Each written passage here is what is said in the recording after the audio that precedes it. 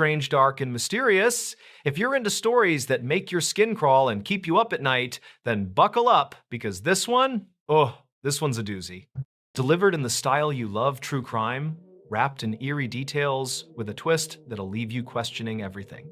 This is the story of the Forbidden House Mystery. It's a tale from a quiet town in rural Ohio where something unspeakable happened in a house that locals swore was cursed. So let's dive in, but fair warning, you might want to leave the lights on for this one. Before we begin, tell me where are you listening from and what time is it there? She said, if I go missing, it was my husband, then she disappeared.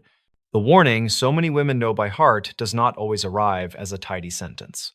Sometimes it shows up as a string of worries shared with a sister, a coworker, a friend who asks if everything is all right and waits through a long, careful silence before the answer comes.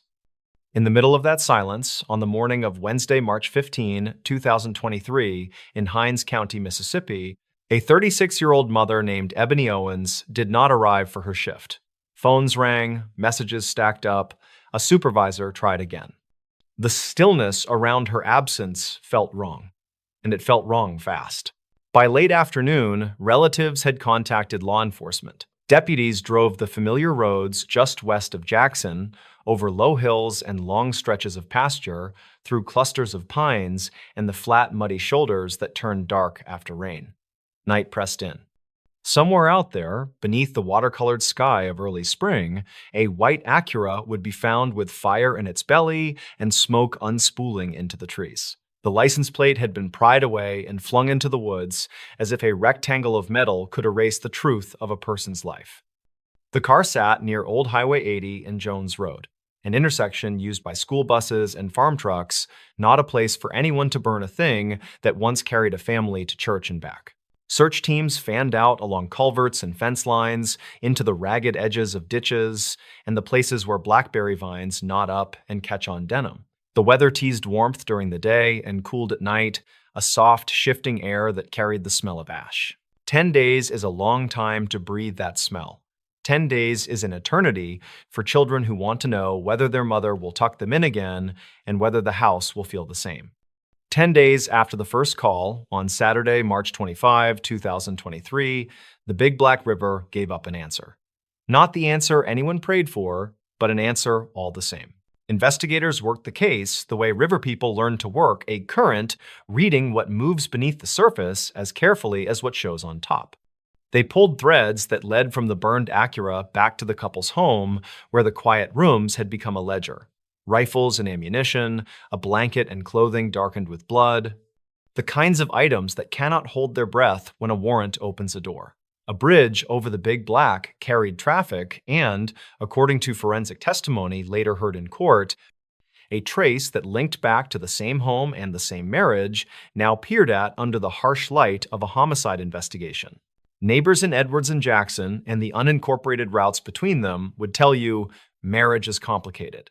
The courthouse will tell you something else when a body has been recovered and a car has been set ablaze to hide it. The charges arrived in that plain legal cadence that never softens the edges: first-degree murder and third-degree arson. A judge's docket wrote the dates in tidy type. A jailer learned a name. To the family, the process felt like counting backward from a cliff. Through 2 long years that forced birthdays and holidays to be observed with a chair no one could bear to fill, the case made its slow way toward trial. Evidence was logged, motions were argued. In May of 2023, at an arraignment marked by the awkward dance of reading and understanding, the man accused entered his plea. Summer thickened into autumn. Across 2 more winters and another spring, the Big Black kept its course under weathered trusses and past stands of willow, while a courtroom prepared to gather a dozen citizens to weigh a death. In early September of 2025, in a Hinds County courtroom where the air conditioner hummed and the fluorescent lights made everyone look just a little more tired, 12 jurors took their seats. Reporters angled for the clearest view. On Thursday, a state forensics analyst described DNA consistent with ebony on a bridge where the jury was told decisions were made in the shadow of night. An investigator with the sheriff's office fielded cross-examination as defense counsel tried to chip at chain of custody and inference as if a life might come undone by picking the right thread. The jurors kept their faces still, pens poised, eyes sliding from witness to screen to counsel table. Then came the testimony that settled into the room with the gravity of a falling anvil. The defendant took the stand. In a voice that wavered between insistence and explanation, he said he had found another man in his own house, in his own bed, with his wife. Anger flared. He claimed fear. He said he fired a gun, that he watched the aftermath of a bullet and made decisions no one can spin into mercy. The state countered that there was no evidence of another man at all, that this was not panic but planning, not a sudden storm but a course charted by a person determined to erase what he had done. The jurors heard both stories, each word weighted with consequence. They also heard about the car, its white paint blistered and sooted by flame near Old Highway 80 and Jones Road, and about the license plate tossed into the trees like a gambler discarding a losing hand. They heard about the river, about March water cold enough to steal the air from your lungs, about how currents take what they can and hold it until they cannot. They heard about the home, where the quiet would not cooperate, where metal and fabric and the microscopic language of blood told a version of Wednesday night that could not be talked away. On Monday, September 8, 2025, the jury delivered its verdict. Guilty of first-degree murder, guilty of third-degree arson. The clerk read the words aloud. A dozen shoulders tightened and then released. The court thanked the jurors for their service, though the word service feels small next to the task of deciding how a life ended and who bears the weight of that end. Before sentence, the judge spoke. People who have spent years in courtrooms learn to choose their moments, and this was one of them. Very seldom does a case, the judge said in substance, trouble this particular bench. Yet this one did. The word that kept coming to mind was selfish. The courtroom seemed to lean forward as the syllables landed, because selfish, said out loud by a judge wearing the plain black of authority, is another way of saying you placed your want above another person's life and the lives of 4 children who deserved a mother's voice in the next room and a lamp on in the hallway at night. Life in prison for the murder. 3 more years for the arson. A sentence made of numbers to follow years made of waiting. In the benches, family members pressed hands together and let out the kind of breath a person holds without meaning to. Outside, the late summer heat slid over concrete and idling news fans. Inside, a clerk stamped papers, a deputy opened a side door, and the man once called husband and father followed where the law told him to go. If you stand on the Big Black River Bridge and look down, the water flickers and folds like silk pulled between invisible fingers. Swallows nest in the shadowed undersides of beams and use the river as a runway. Long after the patrol boats had cut their engines and the tape had come down, people still slowed as they crossed, eyes skimming the surface the way you look back at an old childhood home. Grief asks you to become a cartographer of places you never wanted to map. The curb where a car once smoked and popped, the ditch where a plate gleamed under leaves, the courtroom door that will always be heavier than it looks. The record will never bother itself with how Ebony baked on Sunday afternoons or whether she danced in the kitchen when a song she loved came on the radio, but those who knew her will. They will remember the way she called her children by their nicknames, the way she kept a calendar crowded with school pickups and dentist appointments, and the ordinary scaffolding of a life built for other people. They will remember that she showed up, right up until the morning she could not. They will also remember that before she vanished, she had worries, the kind you speak in low tones at a kitchen table or carry in the tightness across your shoulders when you walk from the parking lot to the front door. Maybe she did not say the exact sentence so many of us have heard. If I go missing, it was my husband. Maybe what she said lived in gestures and hesitations and the way she changed the subject. But the social math is cruelly familiar, and it keeps ending with a head count that shows who most often stands too close to the edge when violence is ready to push. The jurors did their arithmetic. The judge did hers. The river did what rivers do, and delivered something heavy to shore. In the days after sentencing, the headlines moved on, because they must. But in the places and times that matter, the story did not move at all. In the Owens family home, every little object still knows where Ebony last put it. A child reaches for a bowl and feels the soft impression of a mother's hand in the habit of where the bowls go. On a school morning, someone ties a shoe and hears, as if from the next room, a voice reminding them to double knot it. At night, someone switches off a light and stands for one full beat just to listen to the house breathing, the way a person does when they are trying to remember something that should be easy and is no longer easy at all. Everything that can be done has been done. Evidence collected, witnesses heard, a verdict returned, a sentence announced. The earth takes the departed back with a patience that is not human, and the law keeps what it seized with a permanence that island. If the warning that hovered over this family's life never carried those exact words, the end still carried the meaning. On Wednesday mornings and Saturday nights, on paydays and school programs, and the unremarkable afternoons that fill most calendars, there are people in every county of this country who hear that quieter version of the warning and choose not to look away. They drive a friend to file a report, they stand by during a call to a hotline, they sit in the hallway outside family court and hand over a bottle of water. They go with someone to collect a few clothes from a small apartment and hold the door while the last bag is carried out. If you are one of those people, keep going. If you need one of those people, say so. The help exists. It is not weak to reach for it. It is not unloving to insist upon safety. What happened between the first missed call on March 15, 2023, and the verdict on September 8, 2025 is now written into Mississippi's public record and into the much older record kept by river towns that understand both kindness and harm. The story is finished, at least in the eyes of the court. A husband is in prison. A car is scrap. A river keeps moving. A family learns, painfully and forever, how to live around a space that will not close. He kept 3 girls captive for 10 years, and no one noticed. The story begins on a cool spring afternoon in Cleveland, Ohio, at a modest 2-story house on Seymour Avenue, not far from the lake where gulls wheel and cry. The porch railings are chipped, the blinds forever tilted, the front door almost always shut. Neighbors pass with grocery bags and stroller wheels clicking over cracked concrete. Music sometimes drifts from inside. A radio tuned to oldies, a drum beat muffled by thick curtains.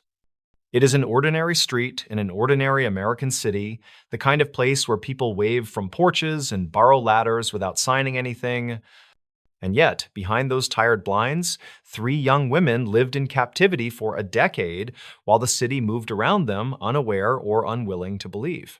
Before we begin, tell me, where are you listening from? And what time is it there? Their names are Amanda Berry, Michelle Knight, and Georgina Gina DeJesus. They were taken in the early 2000s over the span of a few springs and summers that should have carried them into first jobs and first apartments.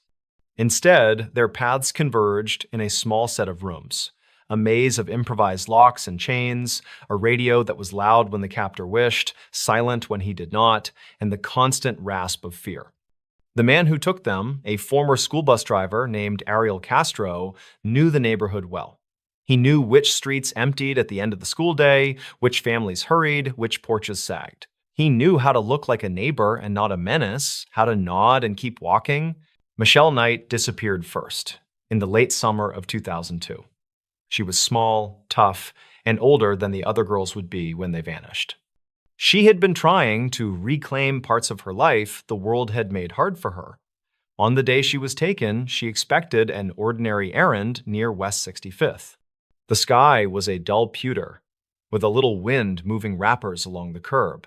A familiar car slowed beside her, the driver leaning across the seat with the easy voice of someone she had seen around. He offered a ride, a few minutes, a quick stop, and then home. She hesitated. She wanted to believe in the shortcut life rarely offers. She got in. The click of the door was light. The meaning was heavy. When the car turned towards Seymour Avenue, she did not know she had crossed a border she would not step back across for many years. The second disappearance came the following spring, in 2003, when Amanda Berry finished a shift at a burger restaurant on Lorraine Avenue and started the walk that was supposed to end at her front door. It was a day with the kind of light that makes a city look honest. She called her sister on a payphone, a voice quick with plans for cake and a birthday that was coming the next day.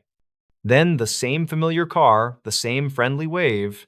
The man said he knew her sister, said he could take her home faster, said all the little things that stitch a stranger into a pattern of safety. She trusted the pattern just long enough. The car door shut. Music on the radio played a song everyone knew, upbeat and harmless, and the sidewalk slipped by. The third girl, Gina De Jesus, was 13 when she disappeared in the spring of 2004. She was walking home from school with a friend, secondhand chatter fluttering around them like sparrows. In a moment that still makes the air go thin when you think about it, Gina and her friend split at a corner that should have been nothing more than a corner. The car stopped again, the same driver, the same casual acquaintance language, the same promise of a short ride. She stepped into the illusion of ordinary kindness. The door shut. The city continued, unaware that another family would soon be taping flyers to telephone poles and asking questions that felt like prayers. Inside the house on Seymour Avenue, the world became small. Windows were covered, doors groaned with extra locks, hallways narrowed with stored junk and deliberate clutter, the better to slow a sudden flight. Rooms were repurposed into cells. Music from an upstairs radio sometimes blared through the floorboards when the captor wanted to drown out their voices or his own thoughts. At night, the furnace clicked and sighed, and sometimes a neighbor's dog barked, then fell quiet again. The smell of old carpet, fried food, motor oil, and dust saturated the air. The women learned to map time by the way sunlight found seams in the blinds, by the scent of winter's first radiator heat, by the creak of steps that meant he was coming. There were rules. Do this, not that. Speak only when spoken to. Step here, not there.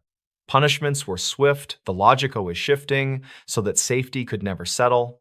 He starved them or fed them on a whim, bought them fast food, and then withheld the next meal for days, as if kindness had to be balanced by cruelty. He sometimes gave them gifts, little objects that carried poison under their ribbon, a new shirt, a cheap necklace, a used television, a coloring book, a winter hat. He forced them to watch the news when reports of their own disappearances flickered across the screen, then shut it off with a satisfied sigh when the story moved on to weather and sports. He called them by names he chose, wrote the rules, erased them, wrote them again. Families searched. Flyers went up and came down in rain and snow and went up again. Candlelight vigils lit the fronts of stores and churches. Tips poured in, hot with hope, then cooled. Amanda's mother, whose determination could have bent steel, went on television, pleaded with anyone who might know anything to come forward. She died before her daughter came home. Gina's parents stood beside clergy and police, their voices steady even when their hands shook. Michelle's name did not make as many headlines. She had been pushed to the edges of the city's attention even before she vanished. But she was loved, and those who loved her kept asking. The seasons turned. Years became a dull loop. Police chased leads that turned to fog. Some neighbors noticed a boarded window and thought little of it. Others saw the man carrying heavy bags into the house at odd hours and shrugged because people carry strange burdens all the time. There were close calls. The front door stood open for a moment.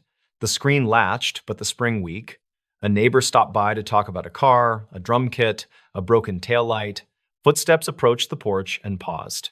Inside, a television was turned up to cover the sound of breathing. Once a child's toy was seen in the yard. Someone asked about it. The captor said a niece had visited. Smiles, a little wave, the porch conversation ended. The door closed, locks clicked. In the house, the women found a way to hold on to themselves. They whispered to one another when they could. They passed notes when they could not speak. They learned the rhythms of the captor's job and the gaps those rhythms might grant. They invented small rituals to remind their minds that time still existed and belonged to them too. On birthdays, they whispered the date to themselves and let a single memory bloom. A slice of cake, a tiny gift, a swing in a park, a hand squeeze. They taught and retaught each other the shape of courage. They promised to remember their true names. One spring, hope changed shape. Amanda, whose voice had remained steady in the worst storms, had a child in that house, a little girl with quick eyes and soft hair. The captor claimed paternity. The truth was a testament to survival.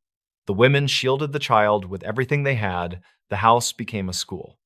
They taught the girl letters with penciled notes, songs hummed softly, stories told in whispers. They showed her which boards creaked and which ones sang. They taught her the difference between ordinary and danger by the smallest signals, the sound of keys tossed on a table, the scrape of a chair. The girl grew up knowing that a window could be a wall, but that a wall could be imagined as a window. When the radio played a song that sounded like freedom, she swayed in place and watched the curtains lift a little in the summer heat. The seasons kept turning, the city grew and eroded and grew again. Houses were painted, then left to peel, the bus routes shifted. On Seymour Avenue, there were years when little changed. Then a sudden new porch column, then nothing. People move through a city like water through a net. They catch on some threads and not others. Ariel Castro kept slipping through. In early May of 2013, a series of slight decisions aligned. The captor left the front of the house less secure than usual. Perhaps he was arrogant, perhaps he was distracted. Perhaps the old screen door did not catch the way it used to. Inside, the air felt different, as if the house itself were about to exhale. Amanda reached for the door and felt it give more than it ever had. Her heart hammered a warning and an invitation. She looked at the child and knew that waiting was another kind of danger. She whispered, and the whisper felt like a vow. She pushed. The door resisted, then shifted. She pushed again with a strength that had been hoarded for years and kept ready for one exact moment. The wood cracked. The chain complained. She screamed then, a sound that climbed the stairs and went out into the street, a sound that used her voice and also every voice that had been kept small. A neighbor heard. His first instinct was disbelief, then confusion, then action. He came forward, tried to kick, tried to lift, tried to pull. The door gave more. The city might have heard the hinge groan. The opening became a gap big enough for a face, then a shoulder, then a body. Amanda slipped out, a child in her arms, a decade traveling behind her like a storm cloud that had finally found a seam in the sky. She ran to a phone and called for help, and when the operator asked for a name, she said her own, as if signing back into existence. The street tilted toward the possibility of rescue. Sirens soon braided through the neighborhood air. Police moved through the house and found Gina and Michelle. The officers called their names, and the names echoed, then landed. There were tears and shouting and relief so intense it bordered on pain. The three survivors emerged into the kind of daylight that stuns the eyes. Neighbors cried, reporters began to gather. Strangers found themselves pressing hands over mouths or against chests as if to hold a heart in place. Family members ran and then slowed and then reached. The city felt for a moment as if it were breathing together, in and out, slow and grateful. The arrest was swift. The man who had walked that street for years with a bag of groceries and a flat expression was taken downtown in handcuffs. The house was sealed. The blinds that had been tilted closed for so long would soon be lifted, and the rooms would give up their secrets. In the days that followed, crowds pressed against police tape and stared at a front door that had finally swung wide. Reporters read lists of items recovered inside. The city grew angrier and sadder by the hour. Some neighbors wondered aloud how they had missed it. Others said they had always thought the house felt wrong, but did not know what to do with a feeling. People brought flowers to a block that had never asked for flowers. The legal process moved with a speed that surprised even those used to courts and calendars. In late summer of 2013, after indictments stacked high with counts that measured only the smallest part of the harm, Ariel Castro stood in a courtroom whose air felt both heavy and precise. He pleaded guilty to avoid a trial. The judge pronounced a sentence so long it needed extra language to hold it, life without parole, plus enough additional years to swallow any fantasy of return. The gavel sounded like a door being closed the right way at last. In that same season, the house on Seymour Avenue was demolished. On the day the heavy machines rolled up, the crowd gathered again. Some came to witness justice of a physical kind, the erasure of a building that had lived as a wound. Others came because they needed to see the structure end in order to believe the story had changed shape. The excavator's claw took the first bite, wood splintered, glass broke into small clean sounds, and the sun struck new angles where walls had stood. A neighbor signaled the start by handing Amanda a lever, and when she engaged the mechanism that began the teardown, she was applauded. Not because demolition is beautiful, but because it can be an act of mercy. Dust rose, then settled. In place of a prison, there was open air. In the months that followed, the survivors did what survivors do. They sought care, then quiet, then the exact mix of speaking and silence each of them needed. They wrote or waited to write. They went to appointments that measured health in numbers and in softer measures like sleep. They re-entered rooms where people said welcome and meant it. They showed extraordinary grace in the face of relentless attention and, inevitably, uneven compassion from a world that both aches for stories like this and sometimes consumes them too quickly. Michelle published a memoir and later another, her words sharp and generous, tracing the way a life can be rebuilt from the inside out. Gina and Amanda told their story together and then stewarded a foundation to help other families who wake in the night with the same terror they once endured. The little girl grew up in a different house where doors are doors. She learned that a street can hold both danger and rescue, and that the sound of sirens can mean help is coming. The city learned more slowly.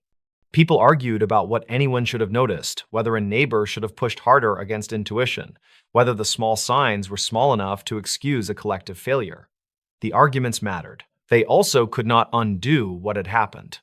What could be done was to make new habits, to listen longer, to ask twice, to check on the quiet house with the uneven blinds, to take a feeling seriously even when it arrives without proof. As for the man who caused the harm, he entered a state prison and lasted only a short time before he died by his own hand. The story of that ending is not the story that matters most. The legal record closed. The moral record had been written already by a decade of suffering and resilience. The city did not hold a vigil for him. The women did not need to speak his name. Years later, the block on Seymour Avenue looks like many American blocks rebounding from hard times. There is a patch of grass where the house stood, and sometimes wind moves through it in a way that sounds almost like breath. Children pass on scooters, dogs tug at leashes. The mail carrier stops and jokes with a resident leaning on a railing that has been repainted. Life makes its small repairs. The neighbors know the story, newcomers learn it. The memory does not own the street, but it is part of its map. If you walk Cleveland in the late afternoon, when the sun climbs down the sides of buildings and the air smells faintly of iron and lake water, you might pass by and pause, not in morbid curiosity, but in respect. You might think of a city that failed and then tried to make amends, of families that refused to surrender memory, of 3 young women who endured something no one should endure, and who, when a seam finally opened, ran through it and let each other out. You might hear traffic on Lorraine, someone singing 2 houses down, a screen door slamming, a crow scolding from a wire. Ordinary sounds, blessedly ordinary. The title of this account asks a question that still stings. How could he keep 3 girls captive for 10 years and no one noticed? Part of the answer is that people did notice fragments and could not assemble them. Part is that poverty and neglect can hide both predator and prey in the same shabbiness. Part is that we prefer a tidy world. Another part is that the captor understood how to wear the mask of normal. The final part is this. Noticing is not the same as knowing, and knowing is not the same as acting. The lesson Cleveland learned the hard way is that we must build a culture where all 3 happen in sequence and with care. There is no ribbon tied neatly at the end of a story like this. There is only a closed door torn from its hinges and replaced by open sky, a city that wrote a promise to its citizens in dust and sunlight, survivors who continue making futures one brave choice at a time, and a community that learned to listen with its eyes as well as its ears. The question remains, but so does the answer you can hear in the steady cadence of their names. Amanda Berry, Michelle Knight, Georgina Gina DeJesus. They were here all along. They are here now. The rest of us must be worthy of that truth, and the street must stay bright enough and the doors must stay open enough that when someone whispers for help again, the whole neighborhood hears and moves. She faked her own kidnapping and fooled everyone. On a warm Thursday night in mid-July, the kind of southern evening where the air hangs sweet and heavy above the pines, a 25-year-old nursing student named Carlethia Carly Nicole Russell left work in Birmingham and drove south toward Hoover. Traffic thinned along the long, curving lanes of Interstate 459. It was after 9, the sky dimming from bruised purple to black, and the low hum of tires on asphalt felt like a lullaby meant for people who had finally clocked out. At 9:40 something, Carly dialed 911. Her voice was quick, urgent, as she told the dispatcher she had seen something that should not be there. A toddler, small and alone, wandering near the guardrail on the shoulder of the interstate. She kept talking while she put her hazard lights on. She told the dispatcher she was stopping. She told a family member on another line what she had seen. She described a tiny figure beside the sweeping rush of headlights, the danger, the need to act. Then the call went quiet. The line stayed open just long enough to suggest movement, footsteps, a sudden intake of breath, the strange chorus of engines whipping past, and then a muffled silence that made everything feel wrong. Minutes later, officers found her car near the tree line, just off the southbound lanes, hazard lights still flashing. On the road, they found a cell phone, a purse with an Apple Watch inside, a wig. No one could find Carly. The next hours stretched like wire. Night settled into early morning, and the interstate turned into a search corridor. People in reflective vests paced the grass with flashlights, their beams sliding over weeds and broken bottles. Patrol cars idled on the shoulder with their light bars rotating in steady, hypnotic sweeps. State agencies were notified. The community gathered online and in parking lots. When the sun rose on Friday, it lit a broad swath of suburbia that had suddenly learned the stomach-dropping word missing. By Friday afternoon, Hoover's police chief, Nick Durzis, stood behind a podium and tried to thread the needle between caution and urgency. Reported abduction. Reported toddler. The department was in contact with federal partners. The public was asked for tips. There was no evidence of a child on the shoulder, but there was the call, the car, the items left behind, the young woman gone. The story caught fire. A young woman on her way home. A child in danger. A sudden absence. It had the rhythm of nightmare. Strangers wrote messages of hope. Local businesses offered rewards. Volunteers stapled flyers to telephone poles and tacked them on corkboards in coffee shops. The edges of the paper curled in the humidity, while people pointed at the smiling photo and spoke in lowered voices. Elsewhere, detectives began tugging at threads. They laid out a minute-by-minute timeline from the second she left her job to the second her voice faded from the 911 tape. They pulled camera footage. They emptied the trunk, they got warrants, they sat in front of screens and looked at a history of searches that made their shoulders go tight, Amber Alerts, how old to qualify for one. The Birmingham bus station. One-way bus tickets to Nashville. The plot of the film Taken. What happens in a kidnapping. How to steal without being caught. The queries were not proof on their own, but they were the kind of clues that changed the temperature in an interview room. Saturday evening, after roughly 2 days that felt like 2 years to the people who loved her, Carly came home. She walked through the front door, and the house erupted into relief. She said she had been abducted. She said she had been forced into a car by a man and a woman, then kept out of sight. She said she had escaped. She was taken for medical evaluation.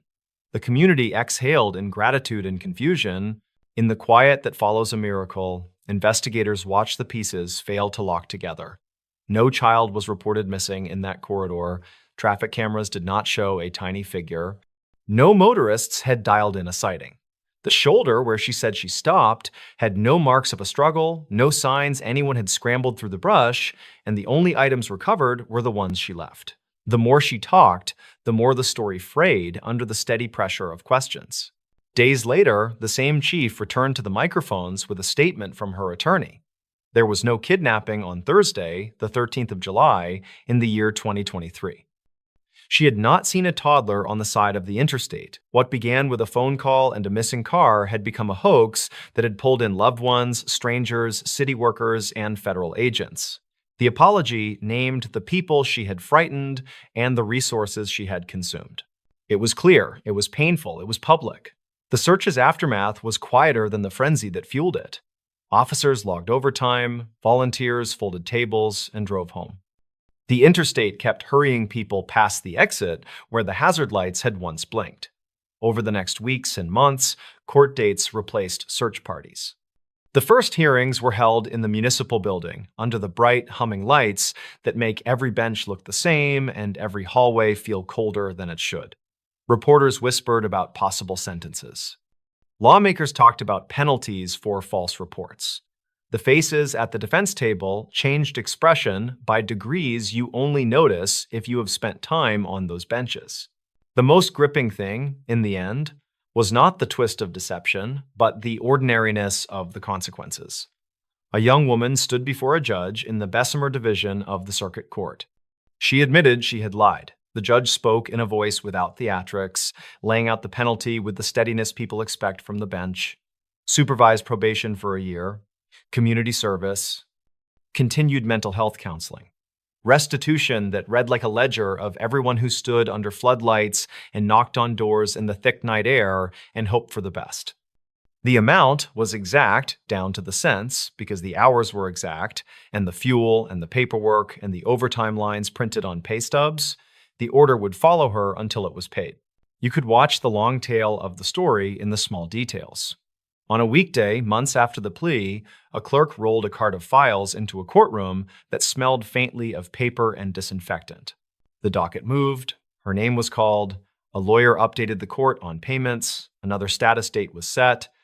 Outside, on the courthouse steps, people in suits moved from shadow to sun and back again, while a local camera crew adjusted a tripod and tried to catch 15 seconds of footage that captured the whole thing.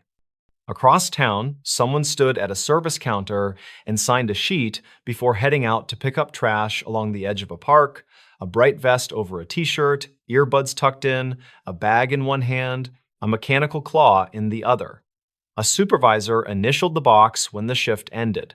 If you go back to the night where everything began, you can still feel the feeling that made so many strangers act. The imagined danger of a child on the shoulder of a busy interstate is a powerful, visceral thing. People share that instinct to swerve, to shield, to intervene. That same impulse carries fundraisers and volunteer lines and candlelight vigils, all those tender, stubborn rituals a community falls into when someone it barely knows suddenly needs everyone. The human mind also seeks patterns, explanations, a story that makes awful sense. It was tempting to paint Carly as an easy villain or as a symbol, a headline instead of a person. But there was no supervillain lurking beyond the guardrail, and there was no neat parable here, only choices and their ripples. She did something reckless and untrue that cost people time and hope. She said she was sorry. The court system answered in a way that kept the doors of a jail closed and the doors of a counseling office open. The city kept the receipt. For families who posted her photo and paced their kitchens with phones in their hands, there was a bruise of betrayal that faded slowly. For the dispatchers and patrol officers and detectives, there was another case file with a different kind of ending. For the rest of us, it was a reminder that even a lie can summon the very best parts of a community, which is precisely why it feels so heavy after the truth arrives. The highway still runs past Hoover, smooth and bright under the floodlights. On some nights, the sky is so clean and clear you can see the blue glow of dashboard screens from a bridge as cars slide beneath you. On other nights, rain hammers the lanes until the shoulder looks like a narrow river. People make their calls. They say what they have seen or think they have seen, and the voice on the other end keeps them calm while help heads that way.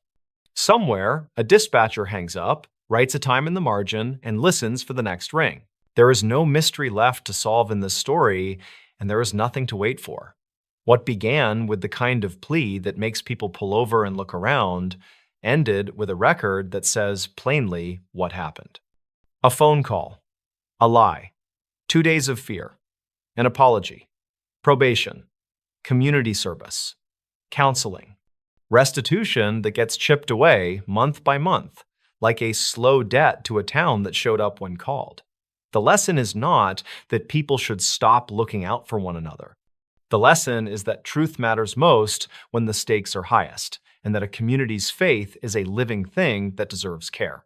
The summer night has long since dissolved into other seasons. The headline has moved down the page, the interstate hums, and if you stand on the shoulder where the hazard lights flashed and listen, you will hear only wind and tire noise and the rush of air across guardrails.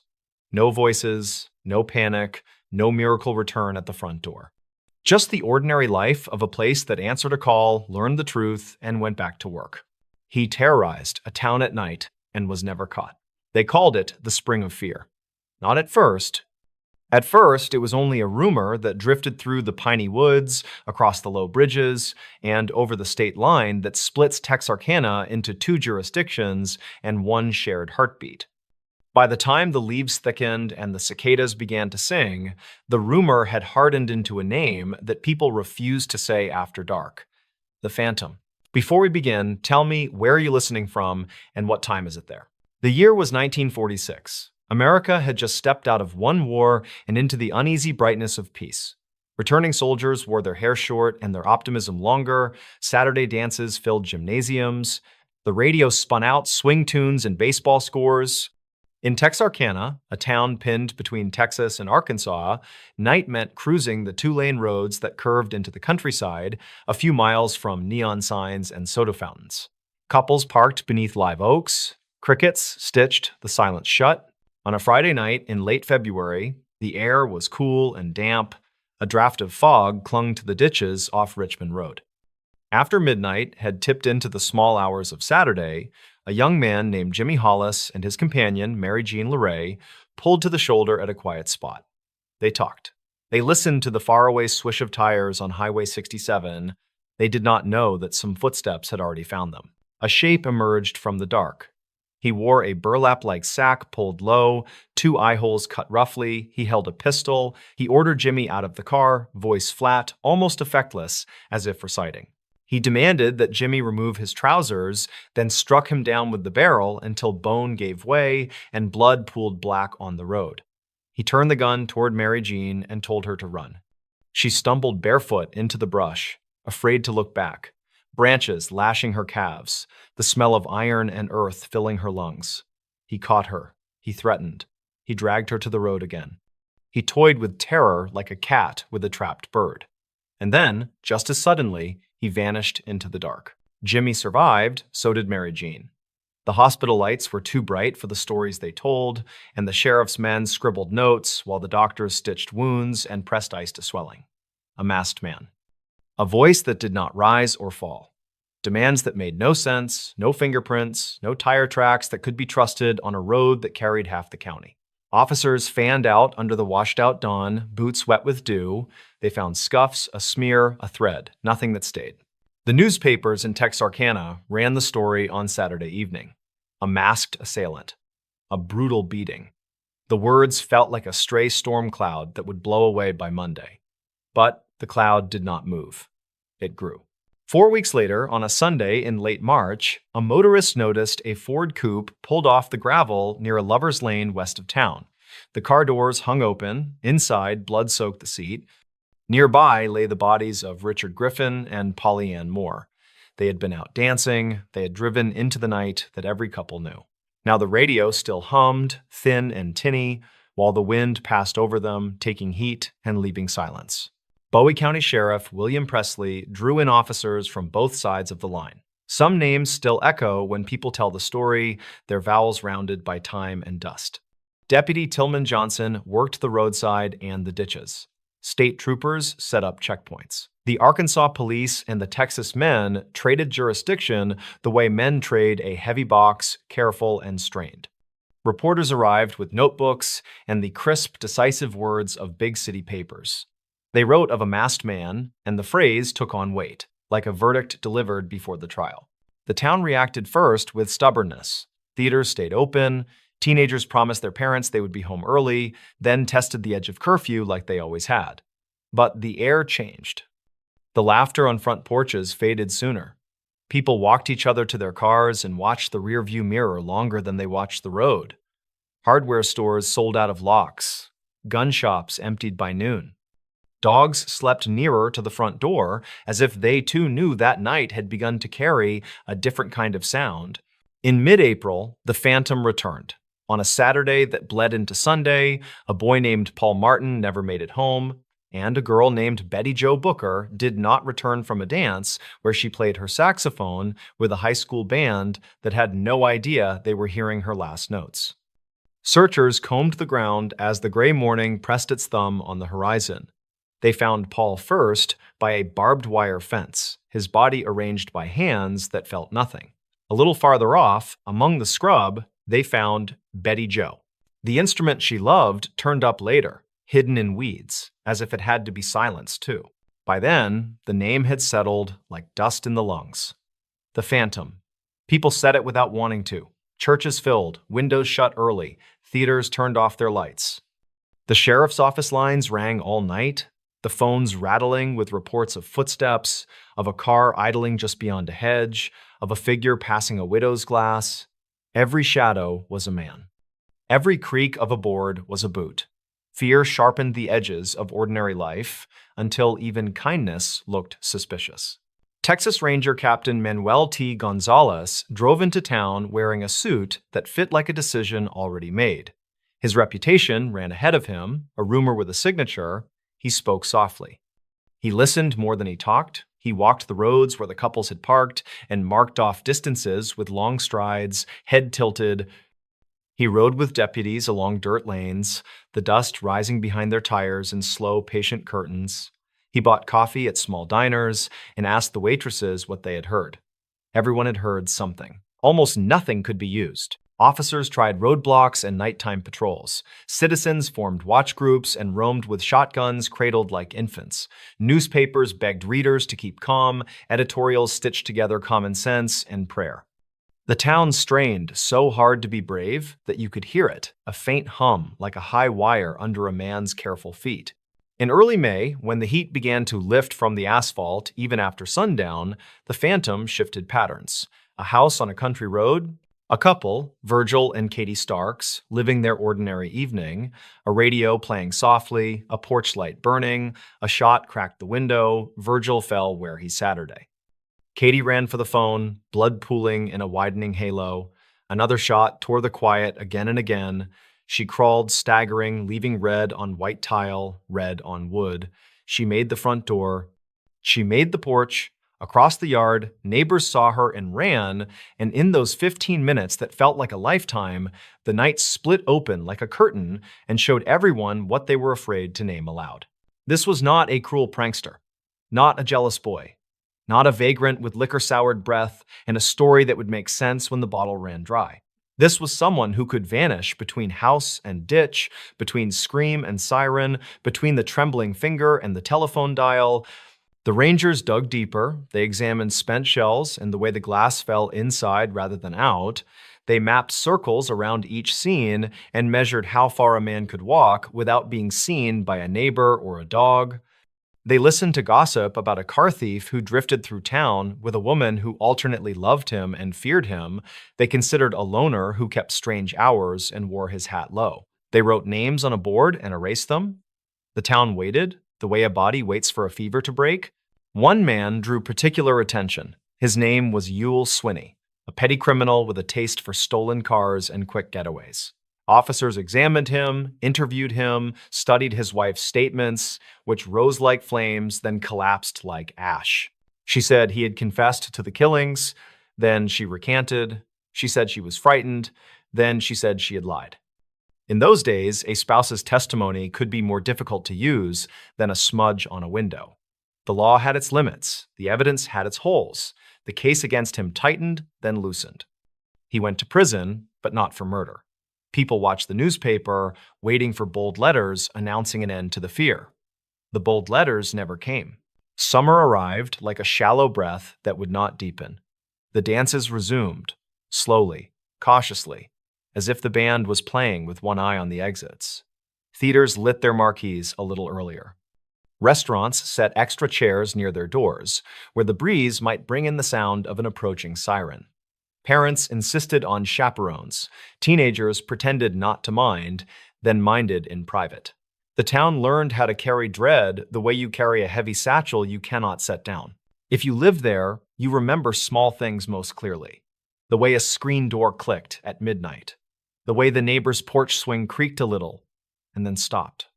The smell of gun oil at the hardware store. The sudden sound of a radio announcer lowering his voice as if the story he was telling might hear him and change course.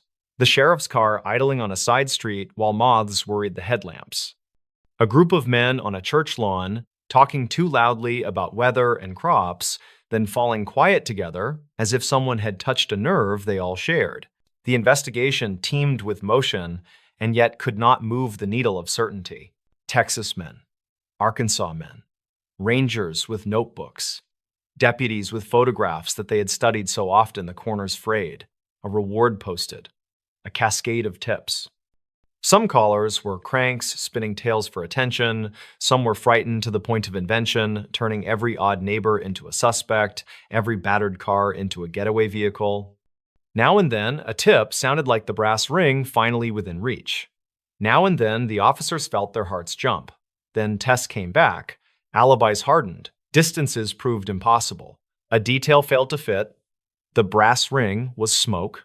The presses in Texarkana worked late through spring and early summer. Reporters learned the back roads by heart. Editors argued with typesetters over adjectives that felt either too small or too sensational. Every sentence had to balance on the thin beam between panic and denial.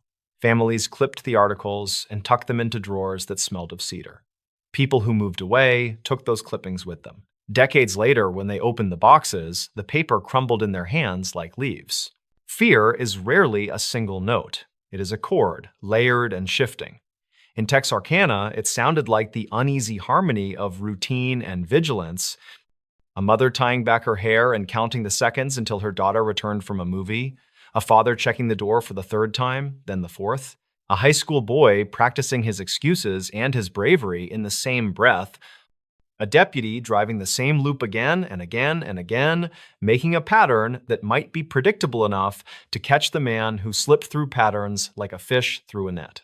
By late summer, the phantom's violence ceased. If he was one man, he either left or chose to stop. If he was a story that had temporarily walked on legs, those legs gave out. The town did not relax so much as slowly exhale, one careful inch at a time. The Rangers drifted back to Austin, the sheriff's office filed the photographs, the watch groups put their shotguns back in closets where dust, at last, had a chance to settle. Time passed. A year, then 5. The war faded into memory, replaced by new wars fought far away and noisily reported at dinner tables. The teenagers who had clenched their teeth through fear became parents who learned to say, "Be careful," without letting their voice tremble. The roads where couples once parked grew busier. Light encroached on the edges of fields that had felt limitless in the dark. The town stitched itself the way skin knits after a deep cut. A scar formed. You could deny it in daylight. At night, in the hush between one song on the radio and the next, you could still feel the pull. Investigators kept the case alive as best they could. Years later, some officers looked back and insisted that the man had been among those first suspects.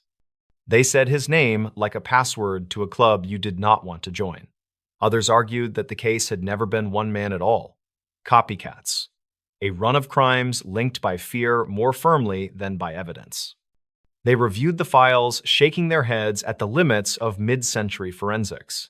If only, they said. If only fibers. If only DNA.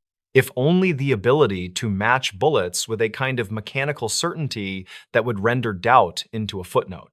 But history does not take edits. It keeps its first draft, smudges and all. The Texarkana files remained as they were, ink on paper, photographs with white borders, statements signed by hands that have since stilled, the girl with the saxophone, the boy by the fence, the couple in the car, the woman on the porch, blood streaking the boards, will burning hotter than fear. The names matter. The lives matter more than the man who came in the dark. And yet it is the dark we return to when the town's story gets told. There are details that still hold the mind. The burlap sack with rough eye holes, the voice without a tremor or any trace of laughter. The way the crimes for a time kept to weekends, as if the killer worked a weekday job like anyone else, punched in and out, and then slipped beyond the clock when the moon rose and the roads thinned.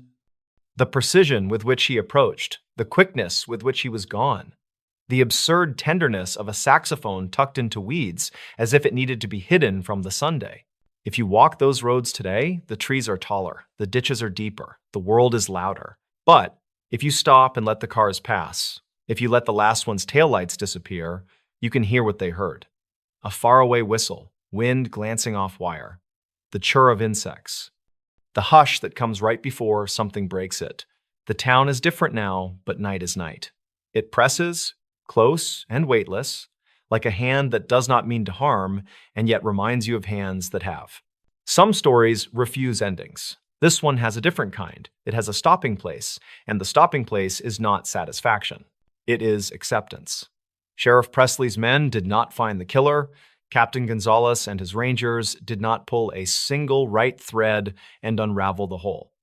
The suspects named in confident whispers did not become perpetrators in the record.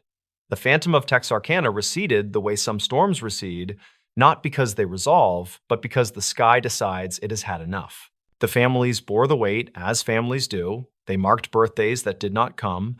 They kept rooms as they were, then finally changed them, slowly, one drawer at a time. They sat at kitchen tables with sunlight on their hands and chose to speak or chose to be quiet. Their grief did not seek the loudness of headlines. It lived in the stoop of shoulders and the softness of eyes and the way they greeted each other at church with a grip that lingered a second longer than manners required. And the town carried on. It learned that fear can be outrun only by living. Street lamps multiplied. Patrols changed routes. Citizens got better at calling in what they saw without letting imagination whip every shadow into a threat. Younger people moved in and learned the story as local history, not lived memory. Older people sighed and nodded. The river ran, the ball games were played, the neon signs winked on and off each evening, and had no opinion about the past. If there is a lesson, it is not a comfortable one. There are acts and actors that slip past the perimeter we build of locks and laws and vigilance. Some of them are caught, some are not. A community is not defined only by its worst nights. It is also defined by the mornings that follow, when doors open and people step onto porches and the smell of coffee floats out into air that feels, if not safe, then at least shared. Texarkana's spring of fear ended without a headline.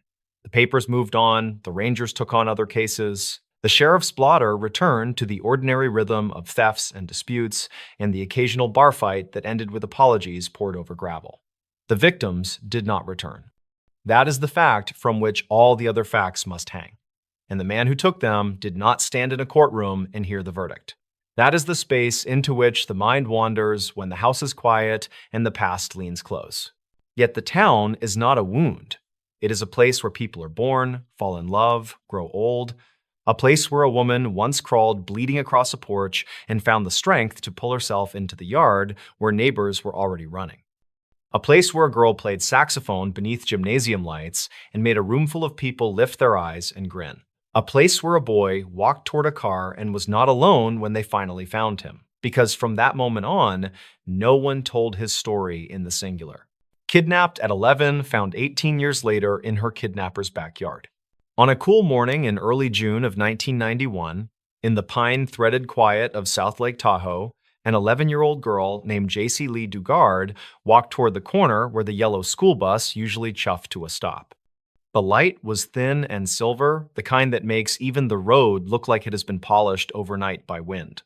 She wore a pink jacket against the mountain air, hugged her books to her chest, and listened to the hush of the neighborhood waking up. Somewhere a screen door clicked.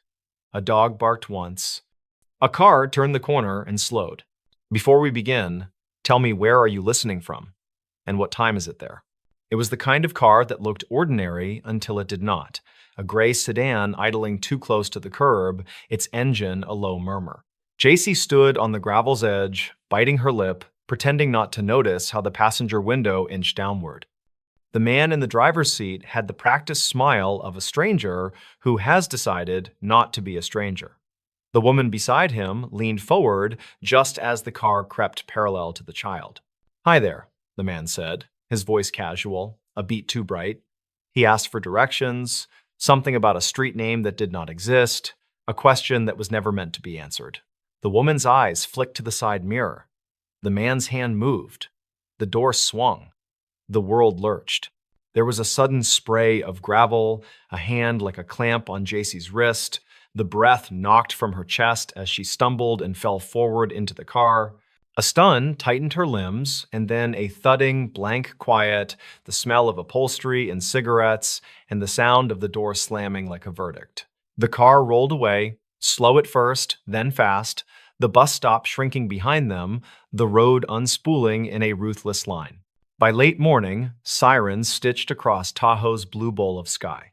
Deputies fanned out through neighborhoods, neighbors stepped onto porches and shaded their eyes. JC's mother, Terry, was called at work and arrived with her heart already sprinting. A marathon of questions that had no ankles, no knees, nothing to stand on. The pink jacket was nowhere. The sidewalk held only an impression of small shoes. The day felt misprinted, like a calendar had been stamped wrong, and no one knew how to fix it. The car with JC in its back seat climbed out of the mountains and down through the Central Valley. Heat clung to the windows. The couple in the front were nearly silent, as if they were transporting glass. They were Philip Garrido and his wife, Nancy, names that would become a kind of echo in the years ahead. Hours later, the sedan turned into the dull hush of an Antioch cul-de-sac, then down a driveway toward a nondescript single-story house at the end of a street that seemed to forget it was supposed to end somewhere. Beyond the fence, hidden from the view of neighbors and passers-by, stretched a backyard no one really saw. Behind the main house, across a patchwork of weeds and broken concrete, behind a second rattling fence and another gate, there was a maze of sheds, tarps, tents, and a soundproofed outbuilding. It was a place of blind corners and jury-rigged doors, a place constructed to confuse the sky. Philip led JC across the crunchy grass and into the hidden yard, through a gate that complained on its hinges, under a tarp that breathed in the breeze, and finally into a room that swallowed sound. The door shut, the dim light blinked. He told her she would be safe if she did as she was told. He told her this was temporary. He told her things that sounded like comfort but felt like locks. The air was stale. She could hear her own breathing. In South Lake Tahoe, the search became a map of grief. Flyers multiplied on telephone poles. The photo of a blonde 11-year-old with clear eyes and a shy smile was taped into windows and pinned to corkboards in grocery stores from State Line to Placerville. Volunteers combed creek beds, abandoned lots, edges of trailheads, anywhere a mystery might choose to hide. The school bus driver was questioned again and again. The woman at the corner house replayed her morning coffee over and over, searching her memory for a detail that might turn into a door. Leads arrived thin and loud and then went quiet. The day rolled into the next. Summer burned into fall. The calendar turned its pages even when no one wanted it to. For JC, time reduced itself to a sequence of small survivals. The morning was a small survival. The noon hour was a small survival. The way the sunlight leaked through the seam of a tarp and crawled in a slow square across the plywood floor was a small survival. She learned the sounds of the yard the way a person learns a language. The swallow of the hot water heater, the rasp of a rake on gravel, the hollow knock of Philip's footsteps versus the lighter step of Nancy, whose presence was a weather that changed without warning. When Philip disappeared into the main house or ran errands in town, a different kind of air filled the room. JC counted and recounted the seconds between those footsteps, counted until counting felt like a promise. Philip talked to her as if she were both audience and captive wind. He talked about a God he believed was directing his every step, about voices he thought were guiding him. He paced, he jotted in notebooks. He played music to the empty backyard as if the air needed to hear it. He told her he had changed. He told her she would help him become good. There were days when he made vows to invisible witnesses, vows that crumbled with the dusk, vows that got replaced by locks and instructions and threats. There were nights when the sky stretched over the backyard and pooled blue-black on the tarps, and there was no sound at all except crickets and the far hush of traffic on a road she could not see. In the outside world, Terry refused to let her daughter's name become a past tense. She stood at vigils where candlelight trembled in paper cups. She answered calls from strangers who whispered hints they could not verify, callers who insisted they had seen a girl who looked like JC in a grocery store aisle 3 counties away. She met with detectives, learned their careful language, felt the slow arithmetic of a cold case tug at the edges of her resolve. On the anniversaries, she brought flowers, she spoke into microphones, she stared down the collected lenses of TV cameras, and begged anyone listening to keep the phone lines open, to keep their eyes open, to keep hope stubborn and loud. Back in the Antioch backyard, seasons turned. The hidden yard baked in summer, each tarp a heat trap, the sheds simmering with the afternoon. In winter, rain drummed and pooled, leaked along seams, dampened the blankets until they carried the smell of wet canvas and mildew. Years were learned by the ways the light shifted through new tiers in the tarps. The world beyond the fence evolved like a rumor. JC grew older. She passed the birthdays by tracing the old one in her mind, then the next, then the next. The old clothes no longer fit. Her voice adjusted to itself. She learned to keep part of herself folded away like a note no one else would read. When she was a young teenager, the backyard arrangement metastasized. There were more structures, more wires, more pathways that led nowhere. Philip built a tiny improvised world that operated by rules only he understood. A world that pretended to be order but smelled like fear. He spoke of redemption and then demanded obedience. He prayed out loud and then reset the locks. He promised daylight and then designed new shadows. In time, 2 small girls were born in that backyard. JC learned to mother inside a space that had no horizon, learned to make games from what she could reach, learned to read the sky like a clock because the calendar felt like a rumor. Their laughter sounded startling and wild, like birds that had found their way into a cavern and decided to sing anyway. There were neighbors, of course, in Antioch, as there almost always are. They noticed oddities the way people notice them, with curiosity that thins into shrugs when there is no clean answer. A gate that stayed locked even on easy afternoons. A man who talked to himself and to no one in particular, who sometimes played music too loud and then apologized with a smile that looked like a paper cut. Calls were made once, twice, the kind of calls that fall into a bureaucratic maze and come out the other side with a note.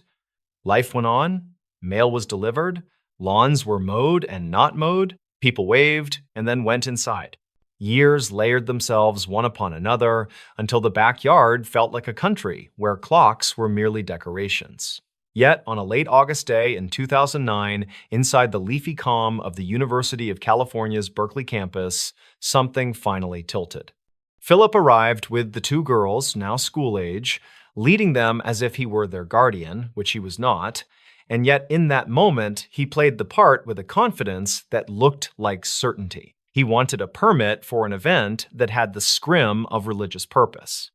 He spoke with an officer who listened longer than the man expected, and while listening, this officer noticed the girls' eyes and their insufficient answers, noticed how their words seemed borrowed, noticed the way Philip talked over truths that should have been simple.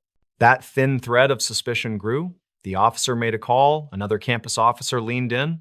A parole agent, who had known Philip on paper and in scheduled visits, pulled those papers off the shelf and fanned them like a hand of suddenly dangerous cards. Someone asked Philip to come in. He returned to his hidden house, collected the women and the girls, and then drove back to the parole office as if the story he had told himself could stand up in the light. He believed in his invention. He believed in the labyrinth he had kept. He did not understand yet that the doors would open anyway. At the parole office, the light was sterile and equal, the kind that does not cave to performances. The conversations forked and turned.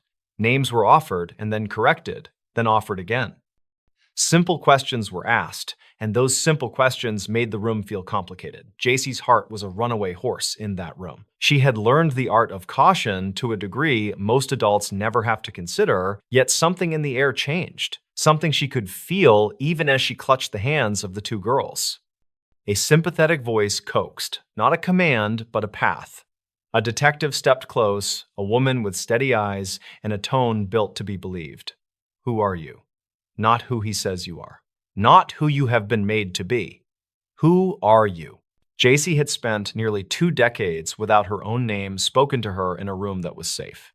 She had practiced her real name silently in the dark once, then stopped, because language could be dangerous in a place that weaponized attention. In the parole office, her voice went first to a whisper. Then it rose. My name is JC. The syllables felt both new and ancient in her mouth.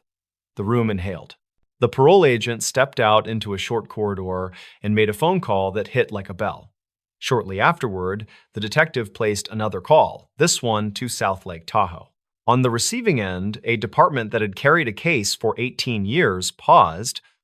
The afternoon there was warm, the air thin and precise, and then the voice on the line said a name that had become, for many, a memorial. "We think we have her. We need you to come." By evening, the Antioch property was strung with tape and lantern light, the quiet of the cul-de-sac shattered by radios and the careful footfalls of law enforcement. The backyard, that stash of makeshift rooms and weathered tarps, was transformed into a scene that had to be read like a book whose chapters had been intentionally scrambled. Officers moved through the maze with slow purpose, measuring the distances between doors that had never opened to outsiders and noting the ways the structures intersected, which made no sense to anyone who valued daylight. Evidence technicians spoke in low voices, called out to each other with single words, logged what could be logged. They cataloged not just objects, but the architecture of control. In a separate room, JC sat with her daughters, the fluorescent light softening in the evening. She held their hands, answered their questions quietly, and tried to stitch together a way to explain a world that was finally beginning to expand. She tasted the idea of tomorrow and found it strange and too bright, but the strangeness did not scare her. It felt like a cliff with a rail and a view. When she was asked if there was someone she wanted to call, her breath faltered. A phone appeared. Numbers were dialed. The ring went through deep space, through years that suddenly felt stackable, and landed in a house where a mother had never moved out of the reach of hope. Terry picked up and said hello, a word she had said 1,000,000 times, yet this time it trembled like a bell being struck. The voice on the other end was thin and winded, the voice of a person who had been walking a long time and had finally stopped. "Mom." The room seemed to tilt. The sky outside her window seemed to listen. Then the rest of the sentence came, threaded with disbelief and something stronger than relief. "It is me." There are reunions that are filmed and end up being watched by people who need proof that gravity is not the only law that holds. There are reunions that happen behind closed doors and remain private, quiet as a hand sliding across a table to find another hand. The reunion between JC and her mother was their own, edged by cameras and microphones, yes, but also protected by the choice to keep some sentences unrecorded. They met again on a late August evening, 2009, faces altered by the mileage of years, and yet instantly familiar, as if the day in 1991 had only just turned its head and been coaxed to look back. In the days that followed, leaks and headlines tumbled into the world at their usual velocity. The hidden yard in Antioch was shown from above, from the side, in crude sketches and careful diagrams. The arc of the story compressed itself into the speed of news. Seemingly, everyone had something to say, a version of events to rehearse, but beneath the public narrative ran the quieter work. There were interviews paced not by the clock, but by breath. There were counselors who understood how to measure time differently, by thresholds crossed and numbness thawed. There were legal proceedings for Philip and Nancy, whose names now carried the weight of charges and the silent noise of courtroom air. There were case numbers and dates and the kind of paperwork that is a civilization's attempt to name harm and place it in a ledger. For JC and her daughters, there were firsts tucked inside ordinary acts. The first time a door opened without a key kept elsewhere. The first time a window looked onto a street that she could step onto without permission. The first time the voice of a neighbor carried through the evening and sounded like a possibility instead of a threat. Grocery store aisles were vast, blinking with options. The smell of laundry from a machine in another room felt like a story told by someone who loved her. Silence changed flavor, no longer sharpened by dread, now merely a space to fill or not fill. She learned again to wear her name comfortably, to let it ring and rest, to let it introduce her and not scare her. When the state's attorneys presented their case, they spoke for hours about years, and yet no speaking could be sufficient to balance what those years contained. The law did what it could, which is never all of what is needed, and the court offered outcomes that felt both necessary and insufficient by design, because the past cannot be erased, only contained and named and held at a distance by offensive consequences. For the first time in nearly 2 decades, choices began to stack in front of JC like bright stones on a path. Some days she chose quiet. Some days she chose loud. Some days she chose to remain still and let the sun find her where she Saturday. In her own time, she began to write. She found that language, when it is not being used to threaten or confuse, can become scaffolding. She wrote about mornings that made sense. She wrote about the night sounds she now loved. She wrote about the moment her name returned to her in a room that smelled like coffee and printer paper and relief. She wrote about love and how it had survived in a hidden place, stubborn as grass, finding the smallest crack in concrete and insisting on green. She wrote for herself first, then for her daughters, then for anyone who needed to know that the story did not end with a gate opening. The story continued into kitchens and parks and classrooms and quiet late nights in rooms where the walls were just walls and the doors were just doors. There is a photograph taken long after the late August day, when the world learned her name again. In it, the light is ordinary. The frame is sweet with nothingness. A table is set. A window shows a sliver of an afternoon that has not been arranged for television. There are no tarps, no shed doors, no hinges that stick. The weight in the photo lives not in what is seen, but in what is missing. The backyard that had swallowed 18 years does not exist here. There is only the open fact of a life going forward, even if forward sometimes means a small step and then a pause, a breath, and then another step. If you listen closely to how such stories end, you will hear that they often refuse to click shut like a latch. Recovery is not a straight hallway, but a series of rooms that open into other rooms. Still, there are endings that feel right because they are honest about what was taken and clear about what remains possible. In this story, the ending is not triumph shouted from a rooftop, nor is it a curtain falling on a stage built entirely of sorrow. It is a closing that understands the magnitude of a morning in South Lake Tahoe and the vast courage it took to speak a name out loud 18 years later in a small office near Berkeley. It is a closing that sees a mother and a daughter standing together in the kind of sunlight that does not ask for anything in return. So the last image is quiet. A front door stands open to a world that is, finally, simply a world. In the distance, an ordinary bus exhales and moves on. A name is spoken, once, clearly, just to feel its shape. Then the door is gently closed, not in fear, not to hide, but with the calm assurance of someone who knows that inside is safe and outside is just a day unfolding. The latch settles, the house breathes. And the story, held steady by the people who refused to forget and by the person who survived, comes to rest without fanfare, complete in its own measured way. She left a note saying, "Be right back," then she was gone. The paper scrap was half the size of a postcard, torn from the top of a spiral pad so that a thin fringe of white curls still clung to one edge. It sat beneath a ceramic magnet shaped like a gull on the refrigerator door of a rental cottage in Neskowin, Oregon. In ordinary light, it would have been nothing, the sort of domestic scribble that comes and goes in a kitchen. In the early evening light of late summer, the message seemed to hum with meaning. Be right back. The person who wrote the words was named Maren Aldridge. She was 30 years old that summer, a museum registrar from Spokane who had driven to the coast for a long weekend with two friends, a thrifted ice chest, and a stack of folded maps that she refused to throw away even though everyone else trusted their phones. The year was written across a wall calendar in whaletail silhouettes and block letters at the cottage. It said late August, the first week leading into a holiday weekend in the year 2019. Before we begin, tell me, where are you listening from and what time is it there? The Friday they arrived, wind combed the beach into ripples and folded the froth back on itself. The cottage was salt-streaked, cedar-shingled, the kind of place that keeps the smell of the sea even when the windows are shut. You could hear the surf from the tiny porch.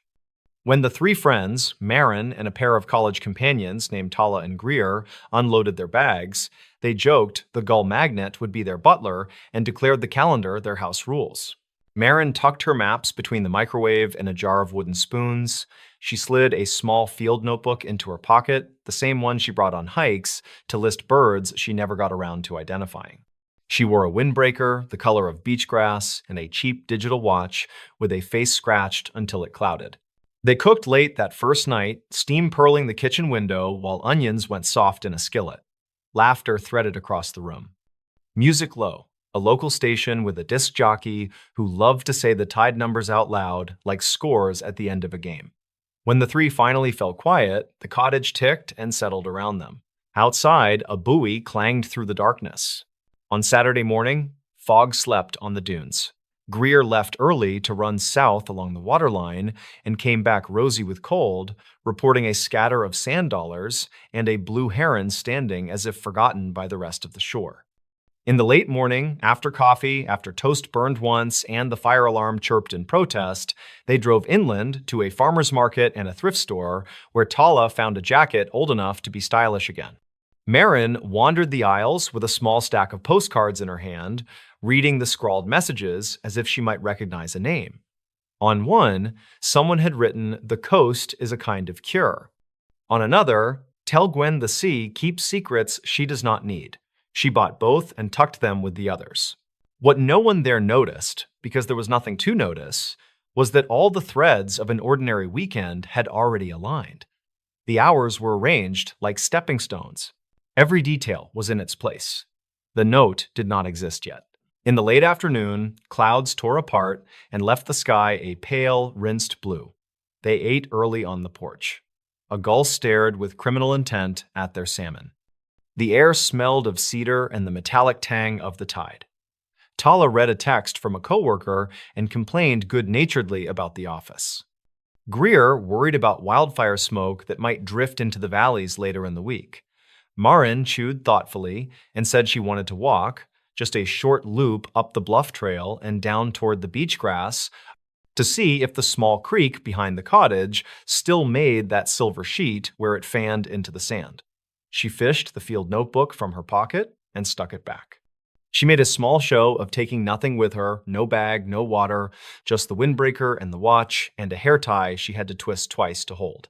She took a pen, the one she liked, with a fine needle tip. "What time is it?" Tala asked. "A little after 6, Marin said, glancing at the scratched face. "The light will hold. The fog's a rumor tonight." She stepped inside long enough to write the words, "Be right back," on the torn scrap and slip it beneath the gull magnet. Then, amused at herself for the ceremony of it, she said aloud to the empty kitchen, "I will." She could hear her friends on the porch laughing at something she had not caught. She closed the door gently, as if it were a sleeping child. The last image the two friends had of her was at the corner where the cottage path met the lane, her back a soft line of beachgrass green, her hair a loose plait dark against the jacket. She raised her hand in a small wave without turning around, then walked out of sight. The trail climbed into shade, Sitka spruce stitched the slope together, and the path, packed down by hikers and dogs, was wide enough for two abreast. At that hour, the day hikers were already gone. The air thinned and cooled in the trees. Somewhere above, crows heckled a hawk and went quiet. When the trail flattened and the canopy opened, the sound of the ocean returned, a steady breath taken in and out. Marin paused and looked across the low water to the headland, then took the right fork toward the bluff. She was not a risk-taker. She was the friend who made safe choices and brought spare socks. If a sign suggested caution, she obeyed. Her field notebook had neat, patient lines. She did not scribble, she printed. At about 6:30, down on the porch, Tala stood to clear the plates. She noticed the gull magnet and the note and said, "She is cute," as if affection could be pinned there with the paper. Greer said, "We should open a bottle and keep some for her," and leaned into the kitchen to set the corkscrew on the counter. The air cooled a degree. Somewhere straight out at sea, the buoy answered the hour. By 7, the color had drained from the grass, and the first of the evening chill slid down from the trees. Tala texted, "You good?" Greer texted a small wave. Neither of them felt any tug of dread. The note was a promise, and they respected people who say what they will do. At 7:15, a dog walker climbing from the beach saw a woman in a green jacket standing behind the low fence that marked the bluff's edge, and wrote later that she looked not worried but concentrated, like someone counting distant flashes. The dog paused, nosed something rank, and the walker tugged him on. At 7:30, a couple in the parking pullout at the top of the trailhead remembered a woman stepping down from the bluff path and touching the rail once with her palm as if it were warm. The couple argued in low voices about whether the coastal road was open to the south. The woman in green passed them and went inland toward the trees, or so they said later. The timestamps of their own photographs that evening placed them there at about 7:28. The phone chronicled the alibi in silence. At 7:40, the tide rolled itself close. At 7:55, Tala's second text made a sound that was too loud for the room. It hung there. By 8:15, they were standing in the lane with their hands shoved into their sleeves, looking toward the trailhead, telling each other the light would carry just a little longer. They tried to laugh. They said together, "Be right back," and both of them shook their heads at the symmetry. At 8:20, Greer walked up to the trailhead and went 100 yards under the trees, then returned. "I cannot see my own shoes," she said. Tala said, "She knows these paths." Greer said, "Not at night." They did not yet believe that anything was wrong. They believed in dead batteries and lost service. They believed in the way a friend's voice makes everything ordinary again the moment it returns. At 8:50, they called the non-emergency number for Tillamook County and were told to give it time. Adults on vacation leave for walks, adults change their minds, adults do not have curfews. The man on the phone suggested they go to the neighbor to ask if anyone had seen her pass. "Do not panic," he said, and you could hear in his tone that he believed he was offering comfort. Leave the porch light on for her, put a towel on the doorknob if she might come in wet so she does not drip the whole way down the hall. At 9:10, they were texting again, then calling, then standing in the lane, then sitting, then standing. The gull magnet held fast to its square of steel. The note did not move.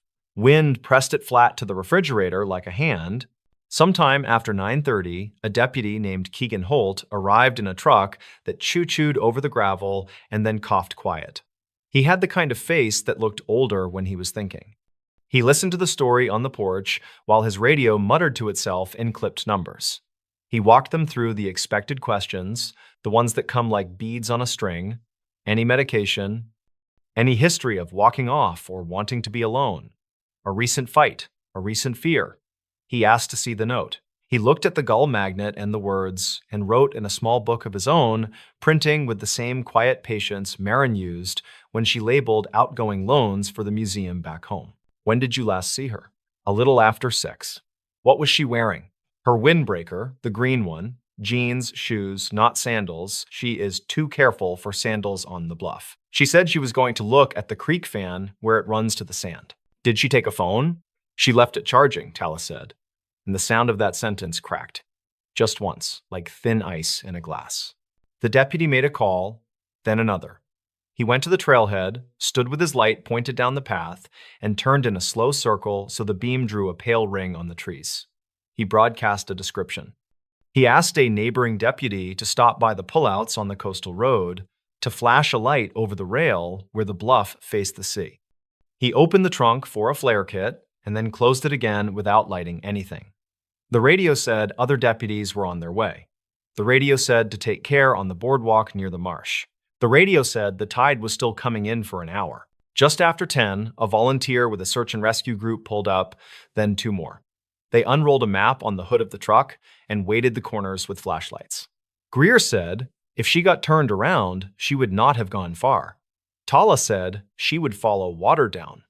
Keegan nodded, then asked gently whether Marin would ever leave on purpose. No warning, no forwarding address. The friend said no in a way that made the word a room. No, she does not do that. She is not someone who leaves the table without saying where she is going. The deputy wrote, then set his pen down. The wind picked up and worked the brown needles of the trees into a hiss like the beginning of rain. A rescue dog arrived with a handler and sat so neatly on the gravel beside the truck that Greer felt herself breathe for the first time in an hour. The dog's name stitched on his harness was Benson. The handler stroked his ear and spoke to him in the voice people reserve for children and conspiracies. Good work soon. A quiet job. Find our green jacket. After 11, the dog wandered the lane, then the trailhead, then the first switchback under the spruce.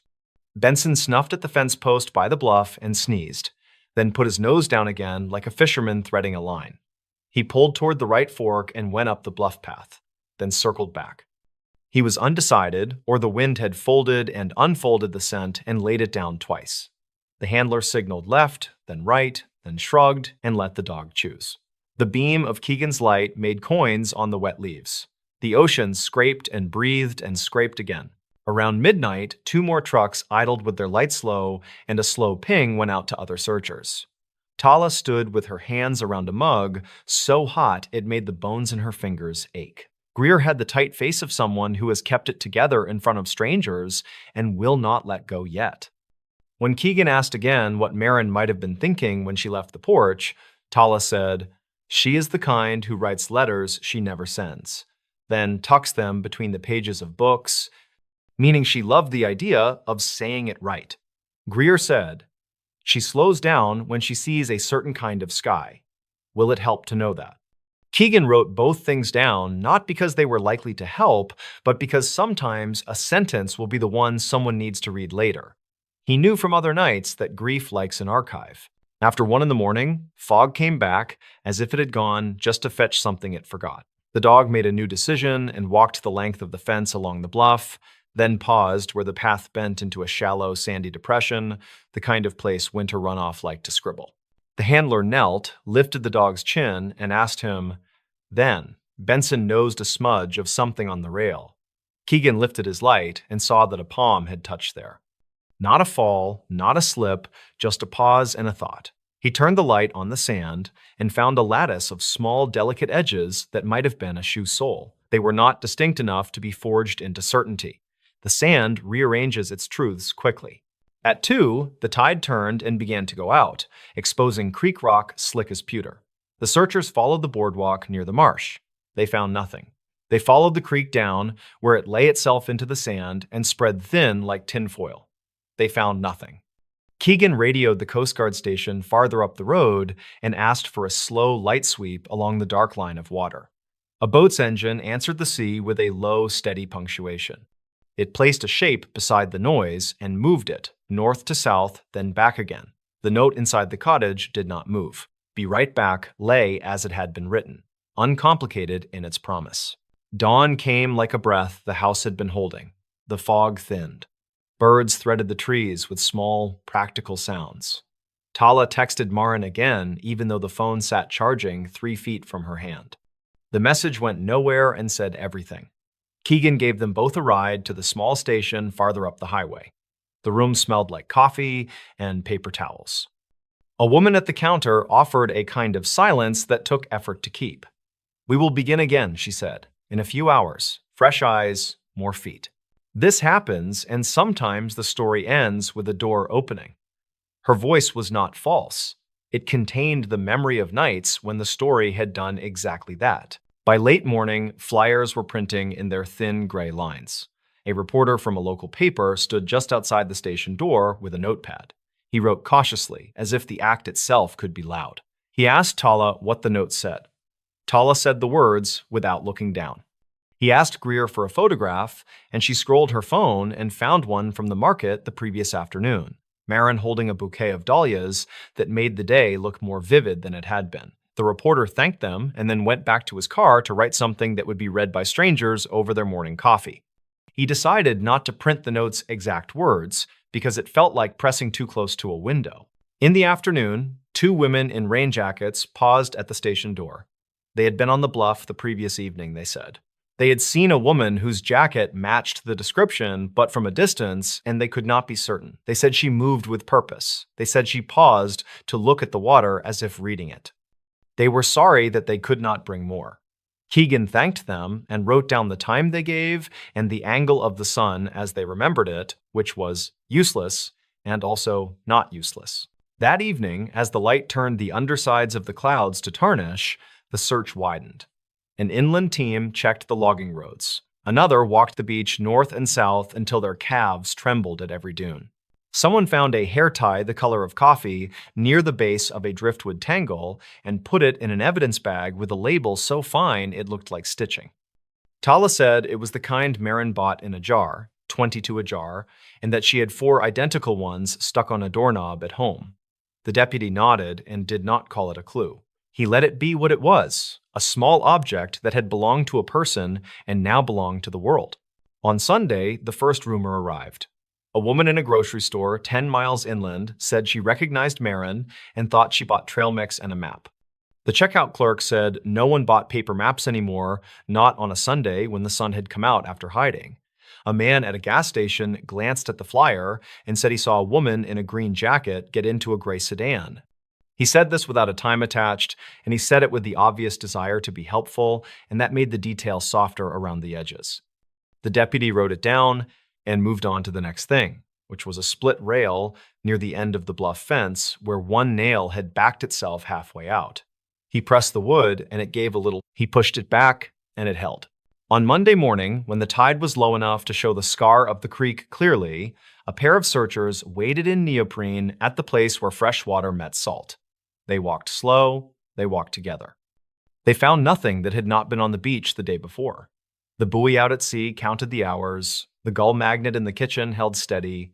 It was the most faithful witness the cottage had. Investigations widen like circles made by a thrown stone, and then they harden into lines. People are interviewed, workplaces checked, phone records examined, cameras along the coastal highway reviewed for slices of green jacket walking past a window of convenience store light. It is tedious work and holy work. On Tuesday, at her museum in Spokane, a supervisor named Anna printed a letter for anyone who asked. It said that Marin had not been in any kind of trouble, that she had asked for those days off months before, that she had signed the art shipping manifest for a temporary exhibit on the Thursday morning before she left for the coast, and she had done so in her quiet, neat print, each letter in her name set down as if it mattered. On Wednesday, a ranger who knew the bluff by seasons rather than days noted that a section of the path near the fence had been chafed by more footprints than usual and that the roots there made a shallow shelf like a step.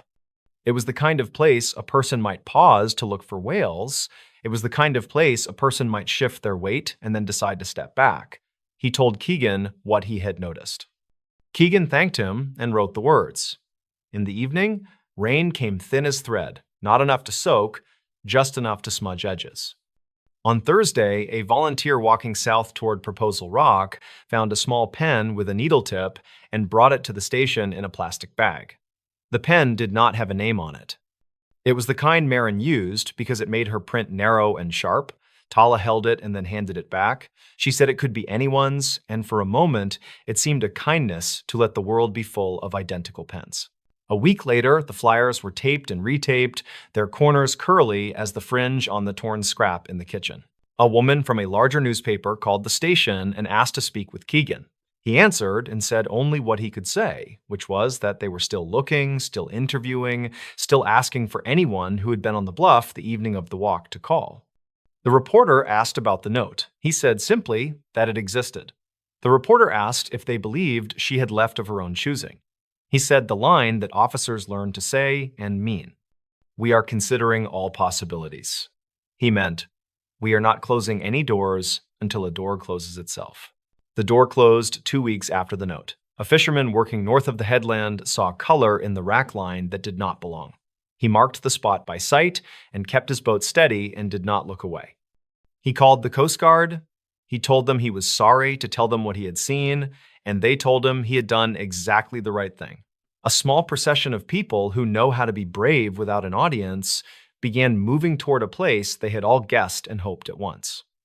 Later, when asked, Keegan would say the call came just after sunrise, when the day was pale and undecided. What can be said without taking more than belongs to the people who loved her is that Marin was found between the bluff and the rock in a narrow band of water that forgets then remembers every hour of every day. The ocean had carried her and then let her go. There were no marks of violence on her body. There were no signs that sent the narrative running down darker corridors. The medical examiner, in the manner of medical examiners, wrote what the water knows in a language of measured certainty. An accidental drowning, the document said. The words were not poetry, and they did not try to be. It is likely, based on the position and the time and what the ranger knew about the shallow shelf near the fence, that Marin stood where the view is best, where the headland swings out and the ocean widens. It is likely she set her hand on the rail as she had been seen to do. It is likely the sand gave a little, or her shoe shifted on a root, or she stepped down toward the edge to see better, and the bluff's face tilted her weight in a way she did not expect. It is not certain. The ocean swallows certainty and then speaks in hushing sounds that make you think for a moment that you hear an answer. You do not. You hear only the body's most ancient lullaby. Breathe, break, breathe again. Tala and Greer were brought to the station and told with care. The deputy chose words that could be held without cutting the hands that held them. He did not say lost, he did not say gone, he said found. He said her name and let it be the anchor of the sentence. He asked if there was someone he could call. They were two people at the center of a map that had folded too many times. Tala cried in a way that made no sound. Greer stood, then sat, then stood again. The officers knew what to do. They gave them a room and a pitcher of water and 2 paper cups, as if there were a ritual to draw a human being back into the world of objects. Later that afternoon, Keegan drove down to the cottage to close it carefully. The gull magnet still held the scrap. The words on the note did not look guilty, they did not seem untrue. The promise embedded in them had not been a lie, it had been an intention. He stood in the kitchen longer than he meant to. He took the magnet off and placed it on the counter. He slid the paper into a plastic sleeve with the quiet exactness of a librarian. He did it because he believed, perhaps superstitiously, that the things people leave behind deserve a witness. He moved through the rest of the rooms, gathering what should be gathered, opening a window to let the house change air. When he stepped back onto the porch, the buoy answered the hour as if nothing had happened at all, as if hours are things that can simply be counted and not felt. The next day, beyond the formalities and the transport and the signatures that punctuate a grief like staples through paper, Keegan drove to the bluff a final time. He walked to the fence and looked down without leaning. He could see the groove where winter water wrote itself into the sand. He could see the creek's fan lift a thin light as the sun slid free of a cloud. He closed his eyes and listened to the rush and pause. He said a few words to no one in particular and was not embarrassed by the fact of it. Then he drove back to the station to write his last note in a case that had never been a case in the way the word is used on television. He printed it neatly. Family notified, identification confirmed, cause of death ruled accidental, personal effects cataloged, note collected from residents. Weeks later, Tala put the small field notebook in a drawer without reading the pages she had not written. Greer folded the thrifted market postcards into an envelope and addressed it to Marin's mother in Spokane without adding a letter, because anything she wrote would be both too much and not enough. At the museum, Anna took down the staff calendar and smoothed it with a flat palm and turned it to the next month while her throat did a small private work of grief. The coastal paper printed a second story that was shorter than the first. It did not quote the note, it did not need to. The readers knew by then the shape of the promise and how it had unraveled. At the cottage, after the rental company sent a cleaning team that moved through with the reverence of nurses at dawn, new guests arrived. They noted the smell of the sea and the sound of the buoy and the way the porch board sighed when you stepped in the center. They admired the gull magnet, which the cleaner had returned to its place on the refrigerator as if it had always lived there and always would. They went to the bluff near sunset and leaned their elbows on the fence and looked out. One of them set a palm on the rail in the exact place where 2 weeks earlier a different palm had rested. The ocean reached for the shore and fell away and reached again. The creek wrote and erased its silver line. A dog barked, then gave up and lay down. The guests did not know the weight that had once collected in that small depression in the sand where runoff liked to scribble. They did not know that a deputy had stood there in the dark and made a private promise to carry a sentence carefully. In time, the story settled into the place where stories go when they are too ordinary for legend and too tender for gossip. It did not become a cautionary tale, not exactly. People still went to the bluff at dusk. They still leaned on the rail. They still set notes beneath magnets in kitchens and wrote words that said what they meant in the minute they wrote them. Be right back. Home soon. Just out. They meant it each time. Most of them kept the promise easily because life is generous far more often than it is not. What remains is a short sentence printed in neat hand, torn from a small pad, pinned under a ceramic gull. What remains is the sound of a buoy counting the hours like someone reading a list of names. What remains is a set of careful hands, a green jacket, a field notebook with a few blank pages at the end, and a stretch of coast that does not remember and does not forget. On a certain kind of evening, the light goes thin, and the ocean turns the color of old coins, and the fence makes a shadow that looks like writing. If you are there, and you lean your hand where she leaned hers, the rail will feel cool and unimportant. You will look out and think of everything you meant to do and say. You will understand, for a brief, exact moment, how a promise can be true and still not be kept. Then the hour will pass. The buoy will answer. The creek will spread its silver fan and fold it back again, and the note, snug under its small ceramic bird, will rest in its sleeve in a box in a room where the lights are soft and the labels are narrow and sure, held quietly for the people who need to know that the sentence existed, that it was written in good faith, and that it was not enough to overcome a step, a slip, the tilt of a bluff, the ordinary power of water, and the thin, unarguable law of gravity. There is no lesson the sea would admit. There is only the tide, an unhurried metronome. There is only a name spoken inside a room where the doors are shut and the windows are latched, and someone has turned off the overhead light. There is the sound of paper, thin and definite, sliding into its folder. There is the quiet the cottage keeps after everyone is gone and the porch boards breathe in the cooled air. There is the magnet, the gull, the square of steel. There is the sentence, faithful to its last. Be right back. She thought the house was haunted. A man was living in the Wallses. It started with the smallest sounds that could be mistaken for wind. A brush against old plaster, a hush of movement above a ceiling.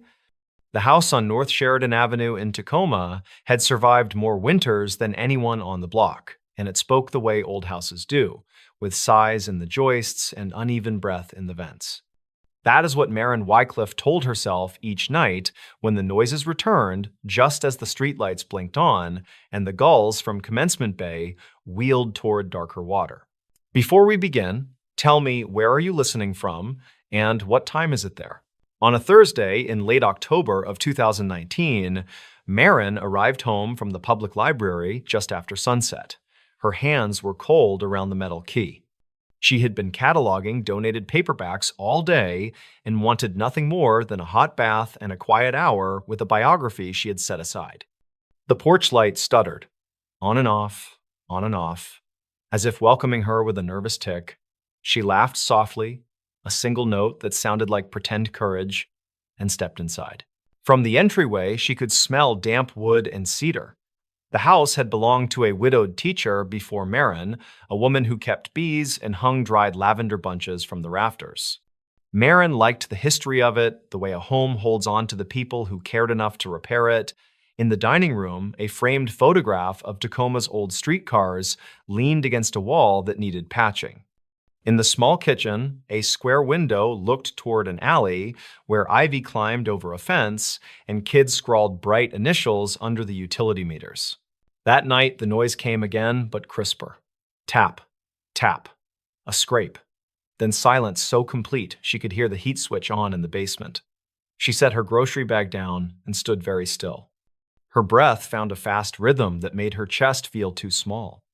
She swallowed and called out in a voice that aimed for practical and landed somewhere near shaky. Hello. If someone is here, please answer. I am calling the police. Every cupboard was closed. Every door was locked. A curtain in the hallway stirred, though no window was open. Tap, tap. Then a dragging sound that seemed to move from the far bedroom toward the bathroom, where the clawfoot tub curved like a pale animal asleep. Maren's heartbeat rose and then steadied with a decision. She pulled out her phone and dialed her neighbor across the street, Madame O'Rourke, who preferred the French honorific because she said it made the mailman stand taller when he walked her steps. A retired piano teacher with sharp eyes and a softer smile, she answered on the first ring. Come stand on your porch, Maren said, trying to keep her voice level. Just for a minute, and listen. Within moments, Madame O'Rourke stood bundled in a thick cardigan, her posture precise even in slippers. From the porch, she tilted her head. The street was otherwise quiet, save for a bus a few blocks south groaning up a hill. Maren waited. Nothing. It is an old house, dear, Madame O'Rourke said after a long moment. They creak and clack when the air changes. Do you want Earl to come check the basement later? Earl was her son, who sometimes mowed lawns and sometimes disappeared for weeks fishing on a friend's boat. Marin thanked her, said she would be fine, and went back inside with a heart that would not agree to calm. In the bathroom, she touched the glass of the medicine cabinet. A thin fog from the earlier shower blurred her reflection at the edges. She wiped it away, and out of habit, she adjusted the small latch that kept the mirror shut. The next morning, the latch was open. Marin stood very still and felt a small but ferocious chill start at the base of her neck and fan outward. She had closed it. She remembered the click. She remembered the surety of that tiny sound. She tested it again, and it held fast. She turned her head and listened. The house offered a distant sigh, as if in apology. Over the following week, more minor wrongness drifted into place. A jar of coins turned so the label faced the wall, a kitchen chair pulled half an inch from the table, a speckled mug moved from its hook to the counter, handle angled just so, as if someone had set it down thoughtfully and left for a reason not explained. Each time, Marin searched for proof of her own carelessness, a moment when she had been distracted and left something where it did not belong. Each time, her memory insisted she was not mistaken. The noises were worst just before dawn. She would wake to the quiet thrill of adrenaline and hold her breath until her lungs protested, and in that held breath, there would be the faintest whisper of movement behind the walls. On a wet Monday in early November of the same year, she brought home a new lock for the back door, one with a heavier bolt. She called a handyman named Llewellyn Pardee, a quiet man with a hummingbird tattoo that looked ready to dart off his wrist. He arrived smelling of rain and pine soap. He replaced the lock and checked the basement windows, crouching to inspect the small latches that most people ignored. He tested each one and announced that they were sound. He climbed the narrow stairwell and looked at the attic hatch. He tugged the string and peered up into shadow and dust. "No footprints in the dust," he said, "and no signs the hatch has been moved in a while." He glanced at Marin, kindly puzzled. "You say you hear it mostly overnight." "Mostly," she said. "And sometimes when I get home, like someone is listening for me." His eyebrows pulled together, a small corrugation of concern. Mice could do small mischief, but not pull out a chair. Maybe there is a vent opening in a strange place, causing pressure when the air changes. "I can take a look at the ductwork next week." After he left, the house felt heavier, as if it had exhaled and decided to wait. Marin made tea and carried it to the front room, where a green velvet chair kept vigil by the window. She sat and watched the street, cars sliding past with headlights smeared by drizzle. A woman in a red raincoat walked a beagle that stopped to sniff every microsecond of the world, as if the day's truth lived in damp leaves. Marin pressed her palms to the warm mug and tried to imagine what a rational person would do next. She decided to write it all down. Date, time, detail. She started a notebook and kept it by the fridge. Tuesday, just after 11 at night, hallway creak, 3 steps, then a soft thud. Wednesday, 5:15 in the morning, kitchen drawer open, spoon out, placed on counter. Thursday, just before 8 in the evening, a draft in the bathroom, mirror latch loose again. By the second week of November, she was waking with an ache in her jaw from clenching. Friends at the library noticed her quiet mood. Her coworker, a reference assistant named Etta Holcomb, asked if she wanted to house sit her sister's condo while they were away for the holiday. Marin considered it, then shook her head, slow and firm. Leaving would not answer the question of what was happening inside her own house. It would only stretch the fear across a different set of days and walls. On a wind-colder Friday, the answer began to show itself in a way so clumsy that it felt like a dare. Marin came home and found a single page torn from a magazine tucked under the living room rug. It was a recipe, the edges ragged from hurried hands, and it had been folded into quarters and pressed flat, as if someone had used their full weight to hide it quickly. The recipe was for cider brine chicken. A rectangle of tape clung to one side with lint and grit stuck to its edge. Her mouth dried as she stared. The room's corners seemed to lean toward her, a narrowing. The rug had not been moved since she first put it down in early autumn. She lifted the rug and looked for more, her hands shaking. Dust and a penny. Nothing else. She took the page to her neighbor. Madame O'Rourke pressed her lips together and made a small, dismayed sound. Maybe a draft lifted it from a stack and it floated right there, dear. Under the rug, Marin said. Tucked, then taped. I do not keep magazines like this. And I do not have tape in the living room. Madame O'Rourke's expression changed, the sturdy lines of her face tightening with alertness. Come back to my porch for a bit, she said. Let us think. She poured Marin tea that smelled of orange and clove and brought out a dish of shortbread, placing it on a crocheted mat with small daisies. The porch had seen 100 piano students come and go, had held grandparents and late-night phone calls, and a small dog named Reggie who barked only at delivery people. It felt like a place where the walls kept confidence without being complicit. You will call the police, Madame said gently. Not because you are certain, because you are frightened. That is reason enough. The officer who arrived a half hour later was named Thaddeus Rook. He was patient and soft-spoken, a man whose posture said he knew the harm that certainty can do when it is wrong. He walked through the house, his pen ready but not eager. He inspected the doors. He glanced at the open spoon drawer, at the notebook by the fridge with its careful notes, then at the single magazine page sealed in a plastic sandwich bag Marin found under the sink. Has anyone else had a key, Miss Wycliffe? Only the realtor, long ago. And the handyman this week, but he was with me the whole time. A friend once watched the place when I first moved in, but she returned the key. I have not given one to anyone else. Thaddeus nodded and wrote in neat print. He crouched by the baseboards and looked for pry marks. He stood at the bathroom and touched the mirror frame, barely moving it, his eyes narrowing in thought. He turned and studied the wall to the right of the tub, where a section of sheetrock, discolored by age, met an older seam. The previous owner did some work back here, he said. See the line. That is newer. Have you ever opened the hollow behind the tub? Many houses this age have a plumbing chase, a space between walls that sometimes runs the entire length of a house. Often they lead to crawl spaces. Sometimes they can be accessed from the basement, sometimes from the attic. Marin felt her stomach tilt. I have not. He followed the wall back into the hallway and measured with his stride, counting off the distance from the bathroom to the far bedroom closet. He opened the closet and leaned his shoulder into the back panel. It gave a fraction of an inch, then held. May I, he said, gesturing to his multi-tool. She nodded, a frightening relief swimming up so quickly her eyes prickled.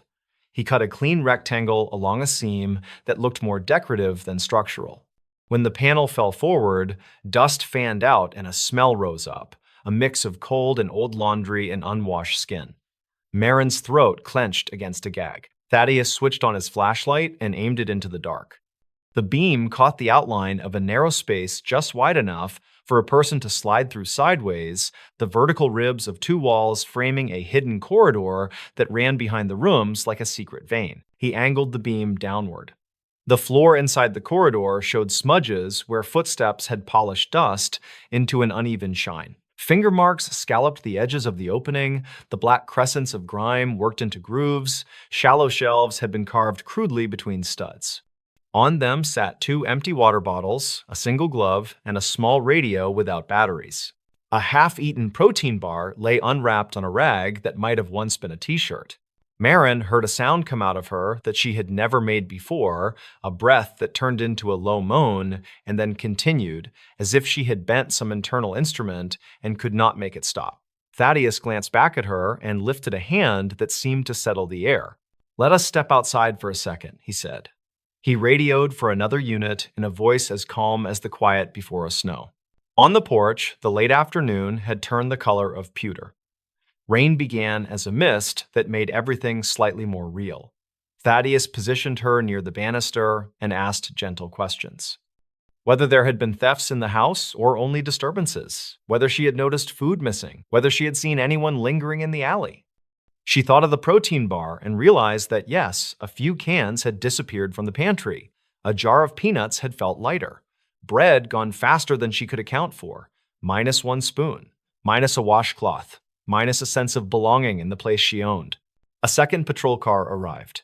Officer Inez Paramo, compact and quick-eyed, joined them. Together, the 2 officers re-entered the house.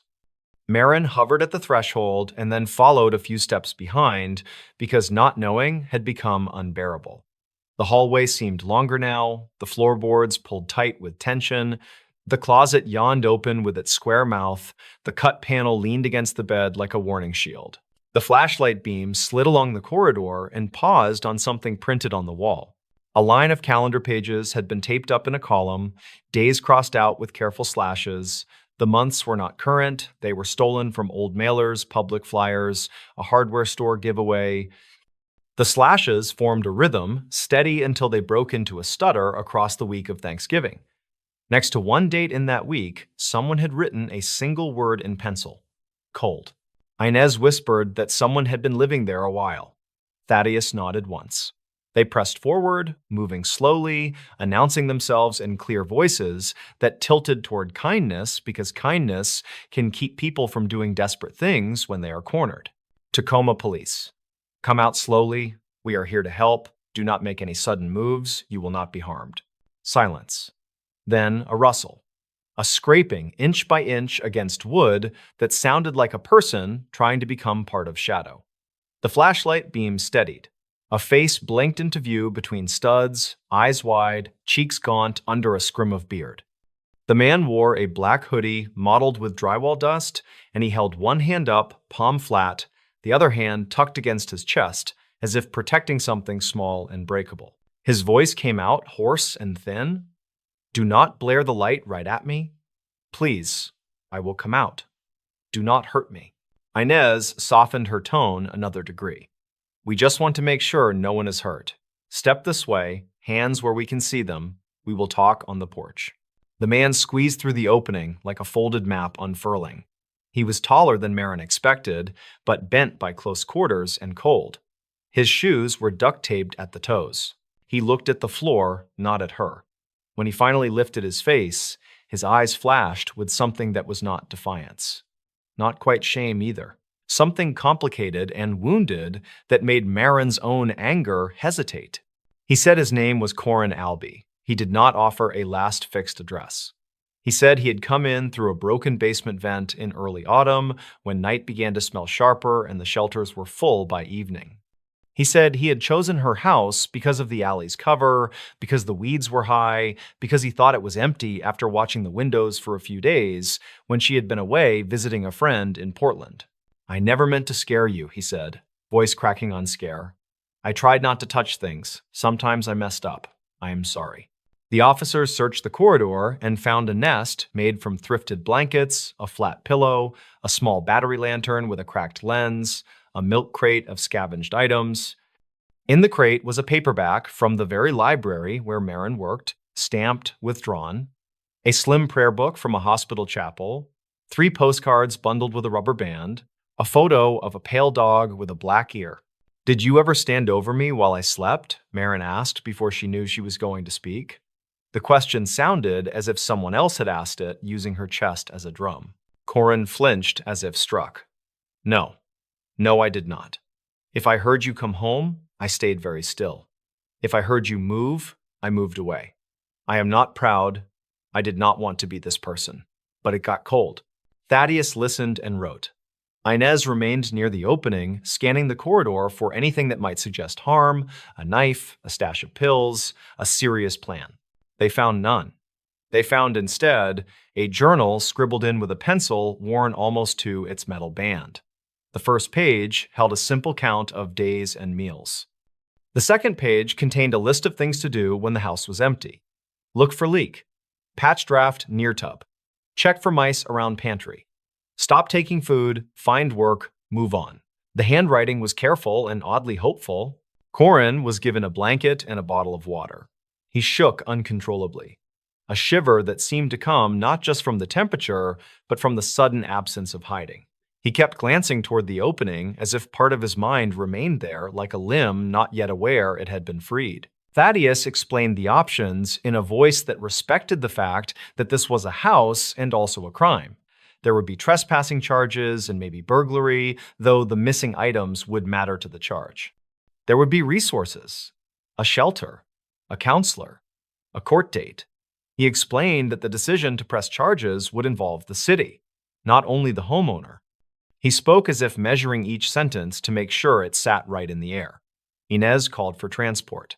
The air in the hallway warmed by degrees, as if the house itself were edging back to a balance it understood. In the days that followed, Marin learned more than she expected about the ways people slip through seams. Corin had once worked hanging drywall for a contractor who lost a bid, then another bid, then let his crew go with a shrug and a promise he never kept. Corin had a sister in Spokane who had moved twice in a year and left a forwarding address that forwarded to a mailbox that now belonged to someone else. He had no current ID. He had a softness for small dogs.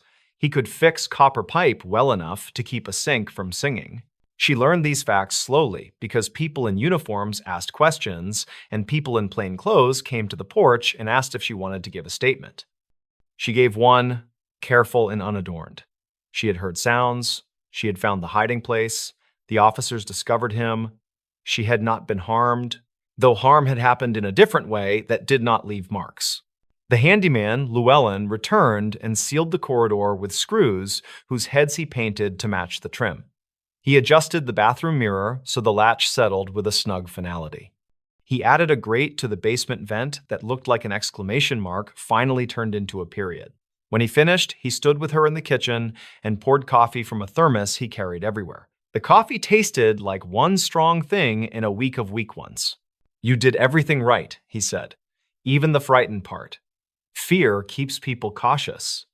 Caution keeps people alive." The neighborhood adjusted too.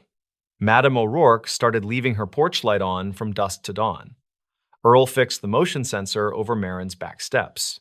The woman with the beagle changed her route and passed by more often in the evening, waving with a smile that reached all the way to her eyebrows.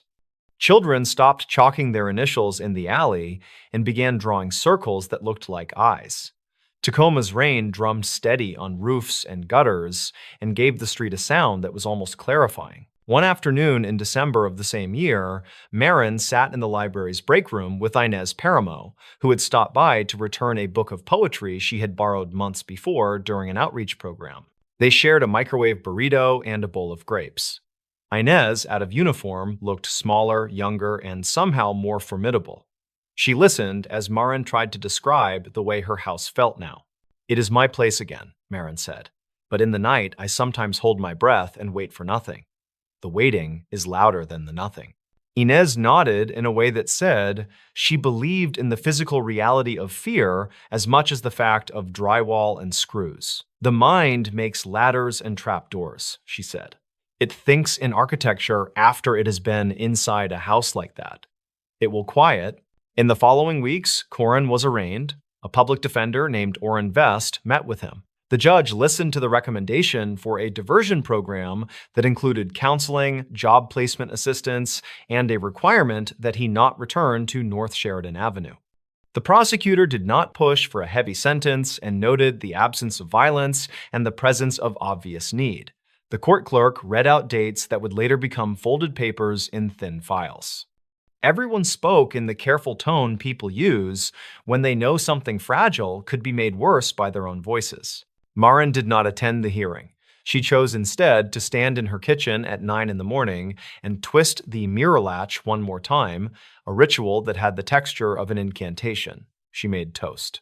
She watched light find the edge of the counter. She exhaled in a way that allowed her ribs to feel like part of the house and not at odds with it. Later that day, she went for a walk along Ruston Way, where the bay lifted its shoulders under gulls that shouted irreverent laughter into the wind. A barista at a stand near the water remembered her order and did not remark on the fact that she now tipped more generously, as if redistributing luck. That winter brought a sky as pale as porcelain most mornings. Marin developed a new habit. When she came home, she said hello to the house out loud in a voice not for anyone else. Not a prayer. Not a superstition. A statement. I am here. This is mine. You are safe with me, and I am safe with you. On a late Sunday in January of 2020, after the holiday lights had been taken down and the street wore its familiar dimness again, Marin received a letter from a shelter downtown. It was short. It thanked her for cooperating with outreach resources and for speaking with the advocate who called the week after the incident. It said that Corin had entered a program. It said he had asked that the shelter deliver a small envelope to her if she agreed. The advocate had asked, gently, whether she wanted it. She had agreed, and now the envelope sat on her dining room table. She washed her hands, she opened the flap, and slid out a single page folded twice. The handwriting was careful, like the list in the journal. The words were simple. I am sorry. I believe you were kind even when you were frightened. I did wrong. I will try to be better and to be someone you would not be afraid to meet on a street. Thank you for not making me into a ghost. Her throat closed around a feeling she had not named yet. Not forgiveness, not even relief. Something like permission to build a life again, not only a habit of vigilance. She folded the note and slipped it into a recipe book her grandmother had given her long ago, between the pages that described how to simmer broth slowly and how to taste before adding salt. She did not tell many people about the note. It felt like something that would be diminished by more air than it needed. Spring came, as it always does, even when it seems it will not. The maples along the sidewalk lit up with leaves, and the beagle's route expanded back to the park. Maren planted herbs in a window box over the kitchen sink and discovered the way new green smells like electricity. Llewellyn stopped by to show her how to check the attic fan. Madame O'Rourke began teaching a young neighbor scales on an old upright that had not been tuned since her last student left. The street acquired a different music. In the hush of some evenings, there were still noises. Of course there were. A house is a living system of materials, adjusting and forgiving, tightening and releasing, making small negotiations with time and weather. When the sounds came, Maren listened, and then she did what she had practiced. She breathed until the breath was not a task. She named what she heard. Foundation settling, heat moving, rain. She waited until the quiet returned. It usually did. On a deceptively warm afternoon in early May of that year, she found herself cleaning the closet where the panel had once opened into shadow. She had been avoiding it as if it were a cemetery of wood. She pulled everything out, boxes and coats and a pair of shoes that had never quite fit. The back of the closet, patched now and painted over, looked unremarkable. She ran her palm over the new seam. It was smooth, almost too smooth for a house that had lived this long. She pressed her hand there and imagined the corridor on the other side, empty, filled only with the quiet that wood holds like memory. She set a small object on the shelf above, a round stone she had carried in her pocket since the winter. It was not a symbol intended for anyone else. It was the sort of stone you pick up on a walk because it fits the space between thumb and forefinger just right, and because its weight says something trustworthy about gravity. It sat there and did not proclaim anything. It just was. The city moved on because cities must. News cycles folded their own pages and found new ones. But the block knew. The neighbors wove the story into the fabric of the place, the way people do. A caution not spoken loudly, a memory held and then set down with care. Sometimes a new postal carrier would pause on the porch, greeted by Madame's formal hello and her instruction to stand taller. Sometimes a bus would breathe at the corner and let off someone who would look up at the row of houses and decide to keep walking. Sometimes the beagle would lift a paw, listening hard to some frequency humans cannot catch, and then he would sneeze and pull his human toward home. Corin did not return to North Sheridan Avenue. Maren did not see him again, though once in a store near the transit center, she noticed someone with a familiar stoop buying a pair of work gloves, and for a second, the world wavered around the edges like heat above pavement. The man turned and was not Corin. Her breath steadied. She bought a packet of screws and went home to tighten the hinge on a kitchen cabinet that had begun to squeak. The hinge quieted. The cabinet closed with a sound that felt honest. By summer, the house had developed a new rhythm that included less dread and more trivial pleasure. Light moved across the wood floors in long stripes. A friend visited and slept in the guest room without waking in the night. Maren read books on the porch and learned to identify the call of a particular crow that liked the fur at the corner. She cooked the cider brine chicken from the torn recipe, not because of the history of the page, but because she had always meant to try it. She brined it overnight in a bowl big enough to whisper ocean. She roasted it until the skin crackled. She ate it at the table alone and then shared leftovers with Madame 2 doors down. They agreed it tasted like something worth repeating. There were still nights when Marin would wake and the house would hesitate. She did not blame the house for this. She did not blame herself. She stood and walked the hallway, not as a guard, but as a person who belongs where she stands. In the bathroom, she touched the mirror latch and listened for the click. She watched her reflection. She looked less haunted than she had feared. She looked like someone who had been afraid and had not lost the ability to be ordinary. On a morning in late September of the following year, after a long walk by the water, she returned to find a letter without a return address. She opened it on the stoop. Inside was a sheet torn from a job intake form. A few lines had been filled out: name, date, position applied for at a warehouse off South Orchard Street. At the bottom, a small note: I have a place now, and a bed. No walls to hide in. Thank you for not turning me into a story that ends with a door slamming. She read it twice. She did not tell anyone. She slid the note into the same recipe book near the other one. She poured herself coffee and sat at the small table by the window and let the day cross its own threshold into being. Outside, the trolley of gulls scissored the sky. Someone down the block started a lawnmower. A bus breathed and then moved on. The house, in its ordinary way, gathered all these sounds and made them into a song that no one would dance to, but most people could live inside. He pretended to be a Rockefeller and got away with murder. The story begins not in the skyscrapers of New York or the white mansions of Boston, but in a small town in Bavaria, West Germany, during the early 1960s. In a quiet community, among rolling fields and narrow streets, a boy named Christian Karl Gerhardsreiter was born in February of 1961. His parents were ordinary people, living without wealth or privilege. Yet from his earliest years, Christian displayed an unusual hunger for reinvention. He was restless in the life he had been given and longed for something bigger, grander, something that would take him across the ocean and into the heart of America. By his late teenage years, Christian became fixated on the idea of leaving Germany behind. In 1978, at just 17 years old, he managed to secure a student visa and traveled to the United States. When he landed, he carried with him not just a suitcase, but also an ambition that would shape the rest of his life. He did not want to be Christian, the son of modest parents from Bavaria. He wanted to become someone else, someone important, someone with status. This was the beginning of a lifelong deception. Throughout the late 1970s and into the early 1980s, he wandered across different states. He enrolled briefly in community college classes, he stayed with host families, and he tried different names. At one point, he called himself Christopher Chichester, an English aristocrat with a hint of mystery.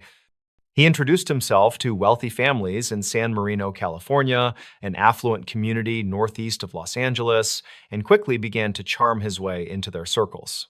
His accent, his mannerisms, his fabricated tales of noble ancestry all made him appear eccentric, but in a way that appealed to certain people who were drawn to the exotic. He wore tailored jackets, spoke of film projects, and claimed to be descended from European royalty.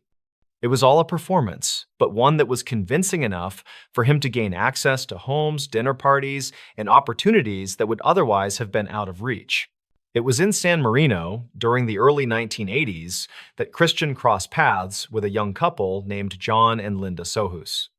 They lived in a modest home on Lorraine Road, not far from where Christian, calling himself Chichester, had taken up residence with a local family who had allowed him to rent their guest house. Neighbors thought he was peculiar, but not dangerous. He spoke of connections to Hollywood, of plans to travel, and of friends in high places. What they did not know was that behind his polite smile lay something far darker. In the winter of 1985, John and Linda suddenly vanished. They told friends they might be leaving for a job opportunity on the East Coast, perhaps even abroad. After that, no one saw them again. Christian, the supposed English nobleman living next door, gave vague answers when asked. He hinted they had been recruited for secret government work. He dismissed questions with a casual wave. Months passed, and then years with no clear answers. The Sohus family grieved, neighbors whispered, and suspicion lingered, but there was no proof, no bodies, no clear trail. Then, in the backyard of their San Marino home, construction workers later unearthed human remains. It was John Sohus. Linda's body was never found. The tenant, Christopher Chichester, soon disappeared as well. He slipped out of California, and with him vanished the truth. By the late 1980s and into the 1990s, Christian's deception only grew bolder. He cycled through names from Christopher Mountbatten to Christopher Crowe, posing as a Wall Street broker in New York. He claimed to have insider ties to high finance, to television, to the upper reaches of society. But perhaps his most audacious transformation came when he began to call himself Clark Rockefeller. With that single choice, he attached himself to one of the most powerful names in American history. To those who met him, he was Clark, the eccentric but brilliant descendant of oil baron John D. Rockefeller. He told stories of family estates, of yachts, of old money traditions. He dressed in preppy fashion, walked small dogs through Manhattan, and avoided questions with a mix of arrogance and charm. People believed him, or at least enough of them did to let him pass. In the mid-1990s, in New York, he met a successful businesswoman named Sandra Boss. She was intelligent, a Harvard graduate, and a partner at a prestigious consulting firm. Yet even she was drawn in by Clark's charm and by the aura of old money that surrounded him. They married in 1995, and for years, she accepted his identity without question. Together, they lived in high society, attending galas and dinners, with Clark spinning elaborate tales of family connections. He isolated her, discouraged her from inviting his so-called relatives into their lives, and maintained strict control over their world. In 2001, they had a daughter, whom he adored in his own obsessive way. To outsiders, they looked like a wealthy, if somewhat unusual, couple. Behind the facade, Sandra was enduring manipulation, secrecy, and increasing unease. By 2007, the marriage collapsed. Sandra filed for divorce, and in the process, the carefully constructed mask of Clark Rockefeller began to slip. Investigators and lawyers tried to verify his family ties, his supposed wealth, his claimed lineage. Nothing checked out. There were no birth records, no legitimate Rockefeller relatives who recognized him, no evidence that he was who he claimed. Still, Clark clung to the identity, refusing to let go of the fiction that had carried him for decades. Then, in the summer of 2008, during a supervised visit with his daughter in Boston, he staged a shocking act. As the social worker looked away, Clark forced his daughter into a waiting car and disappeared. It was a desperate act of abduction, an attempt to keep control of the only family bond he had left. The FBI launched a nationwide search. For days, headlines blared with the story of the fake Rockefeller who had kidnapped his own child. Authorities traced him to Baltimore, Maryland, where he was living under yet another false name in a rented apartment. He was arrested, his daughter safely returned to her mother. At last, the web of lies began to unravel. As investigators dug deeper, the truth emerged. Clark Rockefeller was not a Rockefeller at all. He was Christian Karl Gerhardsreiter from Bavaria, a man who had spent 3 decades weaving false identities across America. His history of deception stretched back to California, where the disappearance